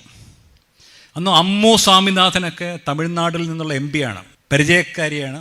ഒരു മുഖേനയൊക്കെ അദ്ദേഹം ശ്രമിച്ചു നോക്കിയെങ്കിലും പി ഭാസ്കരൻ്റെ പിരിച്ചുവിടൽ അന്തിമമായി തന്നെ തീരുമാനിക്കപ്പെട്ടു. അങ്ങനെ അദ്ദേഹത്തിൻ്റെ നഷ്ടം ആകാശവാണിയുടെ നഷ്ടം എന്ന് പറയാം, പക്ഷെ അത് നഷ്ടമായിരുന്നില്ല. അദ്ദേഹം തൻ്റെ കർമ്മരംഗം പൂർണ്ണമായും സിനിമയിലേക്ക് മാറ്റുകയും പിന്നെ നമ്മളറിയുന്ന, നമ്മൾ സംസാരിക്കുന്ന പി ഭാസ്കരൻ എന്ന സിനിമാ നിർമ്മാതാവ്, സിനിമാ സംവിധായകൻ പിറവിയെടുക്കുകയും ചെയ്തു. അതിനുശേഷമാണ് നീലക്കുയിൽ ഉണ്ടാകുന്നത്. അപ്പോൾ നീലക്കുയിൽ ഉണ്ടാകുമ്പോൾ പി ഭാസ്കരൻ മാഷ് ആകാശവാണിയിൽ നിന്ന് പുറത്താക്കപ്പെട്ട സമയം, കെ രാഘവൻ ആകാശവാണിയിൽ നിന്ന് സ്വയം രാജിവെച്ച സമയം. ഞാൻ നേരത്തെ പറഞ്ഞ പുള്ളിമാൻ സിനിമയ്ക്ക് വേണ്ടി 1 മാസത്തെ ക്യാമ്പൊക്കെ കഴിഞ്ഞ് അപ്പോൾ ഇനി ഒട്ടേറെ അവസരങ്ങൾ കിട്ടും, ഒട്ടേറെ സിനിമകൾ കിട്ടുമെന്ന് വിചാരിച്ച് കെ രാഘവൻ ആകാശവാണിയിൽ നിന്ന് രാജിവെച്ചു. കുറേ ദിവസം അദ്ദേഹം കോഴിക്കോടിരുന്നു. അദ്ദേഹം പറഞ്ഞു, ഒരു സിനിമയുമില്ല, ആരും വരുന്നില്ല, ആരും വിളിക്കുന്നില്ല, ജീവിക്കാനൊരു വഴിയില്ല. അദ്ദേഹം തിരിച്ച് തലശ്ശേരിയിലേക്ക് ദുഃഖിതനായി പോകുന്ന സമയത്താണ് ഒരു കാർഡ് കിട്ടുന്നത്. അത് പി ഭാസ്കരൻ മദ്രാസിൽ നിന്ന് എഴുതിയ കാർഡാണ്. കാർഡിൽ രേഖപ്പെടുത്തിയിരിക്കുന്നത് പത്തേമാരിയിൽ നിന്നും പുറംകടലിലെ കപ്പലിലേക്ക് സാധനങ്ങൾ കയറ്റുമതി ചെയ്യുന്ന വ്യാപാരിയുണ്ട്. അദ്ദേഹം എൻ്റെ സുഹൃത്തായ രാമു കാര്യാട്ടിൻ്റെ ഒരു ബന്ധുവിൻ്റെ സുഹൃത്താണ്, ഡയറക്ടറല്ല. അദ്ദേഹം ഒരു സിനിമ പിടിക്കുന്നു. രാമു കാര്യാട്ടാണ് അതിൻ്റെ സംവിധായകൻ. പാട്ടിൻ്റെ ചുമതല ഏൽപ്പിച്ചിരിക്കുന്ന എന്നെയാണ്. രാഘവൻ മാഷിനെയും കൂടെ ഞാൻ വരുന്നോ എന്ന് ചോദിച്ചിട്ട് ഒരു കത്താണ് കിട്ടുന്നത്. ആ കത്തുമായി അദ്ദേഹം കോഴിക്കോട് വരുന്നു. ശോഭന പരമേശ്വരൻ നായർ എന്ന സ്റ്റിൽ ഫോട്ടോഗ്രാഫറാണ്. അദ്ദേഹം രാമു കാര്യായിട്ടും കൂടെ ചേർന്നിട്ട് ഇന്ന് ആകാശവാണിയിൽ ഭാസ്കരൻ മാഷിൻ്റെ സഹപ്രവർത്തകനായ ഉറൂബിന് കത്തയക്കുന്നു. ഉമ്മാച്ചു എന്ന അദ്ദേഹത്തിൻ്റെ നോവൽ മാതൃഭൂമി ആഴ്ചപതിപ്പിൽ ഖണ്ഡശ പ്രസിദ്ധീകരിക്കപ്പെട്ടുകൊണ്ടിരിക്കുന്ന സമയമാണ്. ഞങ്ങൾക്ക് സിനിമയ്ക്ക് വേണ്ടി ഒരു കഥ വേണം എന്ന് പറയുന്നു. ഇപ്പോഴത്തെ കോഴിക്കോട് ആകാശവാണിയുടെ ബീച്ചിൻ്റെ അവസ്ഥയല്ല, വിശാലമായ മണൽപ്പരപ്പാണ്. അവിടെ ഇരുന്ന് ഒരു സായന്തനത്തിൽ 3 കഥകൾ ഉറൂബ് പറഞ്ഞു കേൾപ്പിക്കുന്നു ശോഭന പരമേശ്വരൻ നായർക്കും രാമു കാര്യാട്ടിനും. ആദ്യം പറഞ്ഞ കഥ അവർക്ക് ഇഷ്ടപ്പെട്ടു. ആ കഥയാണ് നീലക്കുയിൽ എന്ന സിനിമ. അപ്പോൾ പാട്ട് എഴുതാൻ വന്ന ഭാസ്കരൻ മാഷ് സിനിമയുടെ ചർച്ചകൾ സജീവമായപ്പോൾ പരീക്കുട്ടി പറഞ്ഞു, ഒരു കാര്യം ചെയ്യൂ, ഭാസ്കരൻ മാഷും കൂടെ ചേർന്നിട്ട് ഈ സിനിമ സംവിധാനം ചെയ്യൂ എന്ന് പറഞ്ഞു. അങ്ങനെയാണ് മലയാളത്തിലെ ആദ്യത്തെ 2 സംവിധായകർ ചേർന്ന് ആദ്യമായി ഒരു സിനിമ സംവിധാനം ചെയ്യുന്നത്. കോഴിക്കോട് ആകാശവാണിയിലെ ലളിതഗാനങ്ങളിലൂടെ, മാപ്പിളപ്പാട്ടുകളിലൂടെ ഭാസ്കരൻ മാഷും കെ രാഘവനും ചേർന്നുണ്ടാക്കിയെടുത്ത സംഗീതധാരയെ മലയാളത്തിൻ്റെ, കേരളത്തിൻ്റെ പൊതുജീവിതത്തിലേക്ക് പ്രതിഷ്ഠിച്ചു എന്നുള്ളതാണ് നീലക്കുയിൽ സിനിമയുടെ സംഗീതത്തിൻ്റെ ഏറ്റവും വലിയ പ്രാധാന്യം. മണ്ണിൻ്റെ മണമുള്ള ജീവിതഗന്ധിയായ വരികളും ഈണങ്ങളും. ഇന്ത്യയിൽ ആദ്യമായി പ്രാദേശിക സിനിമയ്ക്കുള്ള അവാർഡ് കിട്ടി നീലക്കുയിലിന് 1954. നീലക്കുയിൽ സിനിമയുടെ, മലയാള സിനിമയുടെ ചരിത്രം മൊത്തം മാറ്റിയെഴുതി, മലയാള സംഗീതത്തിൻ്റെ ചരിത്രം മൊത്തം മാറ്റിയെഴുതി. അങ്ങനെ ഒരു ചരിത്രത്തിൻ്റെ ഭാഗമായി മാറി ആ സിനിമ. സിനിമയുടെ റെക്കോർഡിംഗ് നടക്കുന്ന സമയത്ത് മദ്രാസിലാണെന്ന് പ്രവർത്തനങ്ങൾ മുഴുവനും നടക്കുന്നത്. ആ സമയത്താണ് കെ രാഘവൻ മാഷ് അവിടെ ചെല്ലുന്നു. അന്ന് മലയാളിയായ ഡോക്ടർ VK നാരായണ മേനോനാണ് ഡയറക്ടർ. അദ്ദേഹം ചോദിച്ചു, ആകാശവാണിയിൽ നിന്ന് രാജിവെച്ചത് തെറ്റായിപ്പോയോ രാഘവ ചോദിച്ചു. അപ്പം തെറ്റായിപ്പോയി, തിരിച്ചൊരു ജോലി തന്നു കഴിഞ്ഞാൽ സ്വീകരിക്കുമോ? ഒരു പോസ്റ്റ് വരുന്നുണ്ട് മ്യൂസിക് പ്രൊഡ്യൂസറുടെ, ഞാൻ ശുപാർശ ചെയ്യട്ടെ താങ്കളുടെ പേർ. രാഘവന് സന്തോഷമായി. അങ്ങനെ ശുപാർശ അയച്ചു. നീലക്കുയിൽ തകർത്തോടുന്ന സമയമാണത്. നീലക്കുയിൽ ഫെയിം. രാഘവൻ മാഷിന് ഇഷ്ടം പോലെ ഗാനമേളകൾ കിട്ടി. അദ്ദേഹം കൊച്ചിയിലൊരു വാടക വീടെടുത്ത് താമസമായി. അങ്ങനെ ഗാനമേളകൾ ഇങ്ങനെ നടന്നുകൊണ്ടിരിക്കുക. ആൾക്കാർ വൺസ് മോർ പറയും. അപ്പം നീലക്കുയിലെ പാട്ടുകളൊക്കെ അദ്ദേഹം വീണ്ടും വീണ്ടും പാടും. സ്വർണ്ണമാലയൊക്കെ ഊരി അദ്ദേഹത്തെ അന്ന് അണിയിക്കും. വലിയ ധനാഢ്യരായിട്ട് ആൾക്കാർക്ക് പാട്ട് പാടാൻ വരുന്നു. വലിയ സാംസ്കാരിക വിപ്ലവം നടന്നുകൊണ്ടിരിക്കുക. ഇങ്ങനെ കരുനാഗപ്പള്ളിയിൽ ഇങ്ങനെ ഗാനമേള പുരോഗമിച്ചുകൊണ്ടിരിക്കുക. നാടകീയമായി ഒരു പോസ്റ്റ്മാൻ വേദിയിലേക്ക് വരുന്നു. വൈകുന്നേരം ഒരു കമ്പി അദ്ദേഹത്തിന് കൊടുക്കുന്നു. അദ്ദേഹം തപ്പിത്തടഞ്ഞ് വായിച്ചു നോക്കിയപ്പോൾ നിങ്ങളെ കോഴിക്കോട് ആകാശവാണിയിൽ മ്യൂസിക് പ്രൊഡ്യൂസറായി നിയമിച്ചിരിക്കുന്നു വീണ്ടും എന്ന ഒരു കമ്പിയായിരുന്നു അത്. അത് തലശ്ശേരിയിൽ നിന്ന് കൊച്ചിയിലേക്ക്, കൊച്ചിയിൽ നിന്ന് ഇങ്ങനെ അദ്ദേഹം ഗാനമേള വേദികളിലൊക്കെ പോകുന്ന സ്ഥലങ്ങളിൽ അത്ര കാര്യക്ഷമമായിരുന്നു. അവസാനം ഇദ്ദേഹത്തിന് എത്തുന്ന സമയം വരെയും ഇത് കേരളത്തിൻ്റെ പല ഗാനമേള വേദികളിലൂടെ സഞ്ചരിച്ച് അവസാനം കരുനാഗപ്പള്ളിയിൽ വെച്ച് കെ രാഘവൻ മാഷെ കമ്പി പിടികൂടി. അങ്ങനെ അദ്ദേഹം നീലക്കുയിൽ ഫെയിം കെ രാഘവൻ വീണ്ടും സംഗീത പ്രൊഡ്യൂസറായി ആകാശവാണി കോഴിക്കോട് നിലയത്തിൽ ചേർന്നു. ഇങ്ങനെ പോയി കഴിഞ്ഞാൽ ചരിത്രം, അങ്ങനെ ധാരാളം ചരിത്രം ഇതോടെ ബന്ധപ്പെട്ടുണ്ട്. ഇത് വൈൻഡപ്പ് ചെയ്യാനുള്ള സമയം ഒത്തിരി.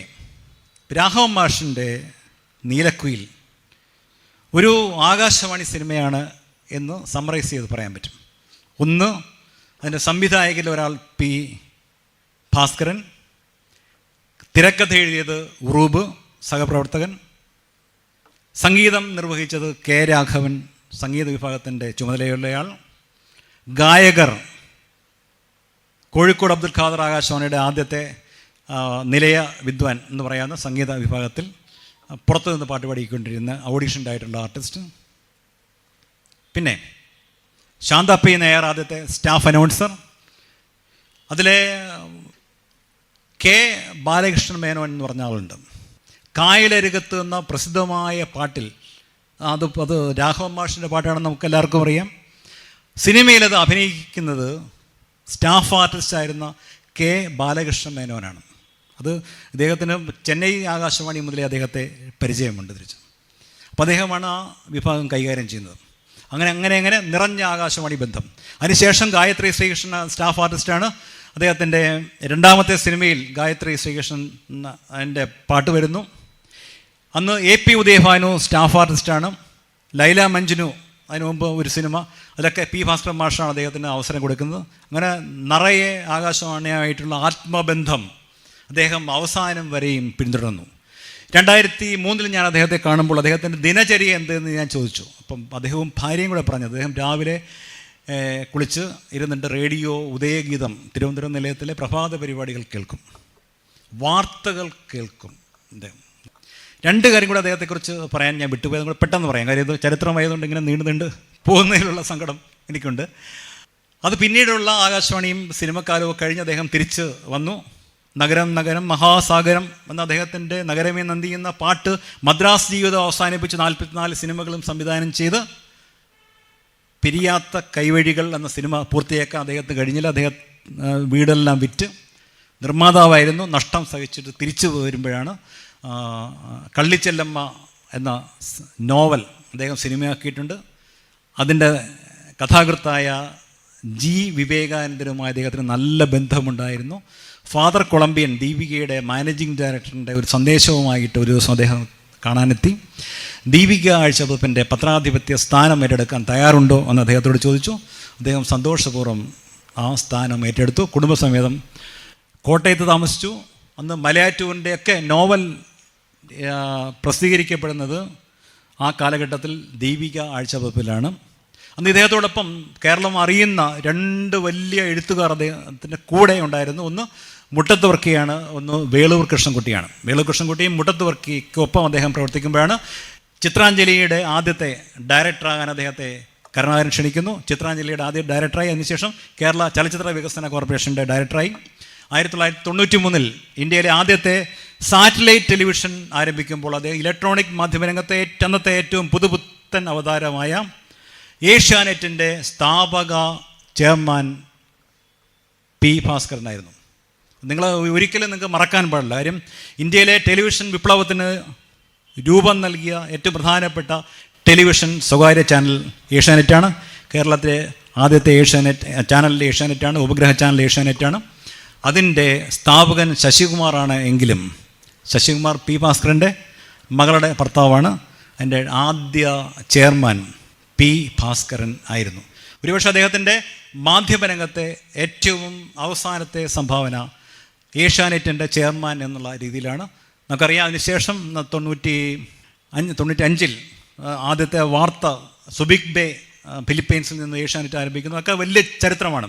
ആ സമയത്തൊക്കെ 99 വരെ ശശികുമാർ ഏഷ്യാനെറ്റ് വിടും വരെ ചെയർമാൻ സ്ഥാനത്ത് പി ഭാസ്കരൻ ഉണ്ടായിരുന്നു. നിശബ്ദമായി അതിൻ്റെ മാനേജ്മെൻറ്റും രാഷ്ട്രീയ ബന്ധങ്ങൾ, കരുണാകരനും നേതാക്കന്മാരുമായിട്ടുള്ള രാഷ്ട്രീയ ബന്ധങ്ങൾ എന്നൊക്കെ ഇന്ന് സാറ്റലൈറ്റ് ചാനലിന് ഇത് വയറ് വലിക്കുന്നതിനൊക്കെ വലിയ ഗവൺമെൻറ്റിൻ്റെ സഹായം വേണം. KSCB ലൈനിലൊക്കെ വലിക്കുന്നതിനുള്ള ആദ്യ സംരംഭം എന്നുള്ള രീതിയിൽ ഒട്ടേറെ കടമ്പകൾ കടക്കാനായിട്ടും ഭരണാധികാരികളുമായിട്ടുള്ള റാപ്പോ നിലനിർത്തി പോരുവാനും ഒക്കെ ഭാസ്കരൻ മാഷ് സഹായിച്ചിട്ടുണ്ട്.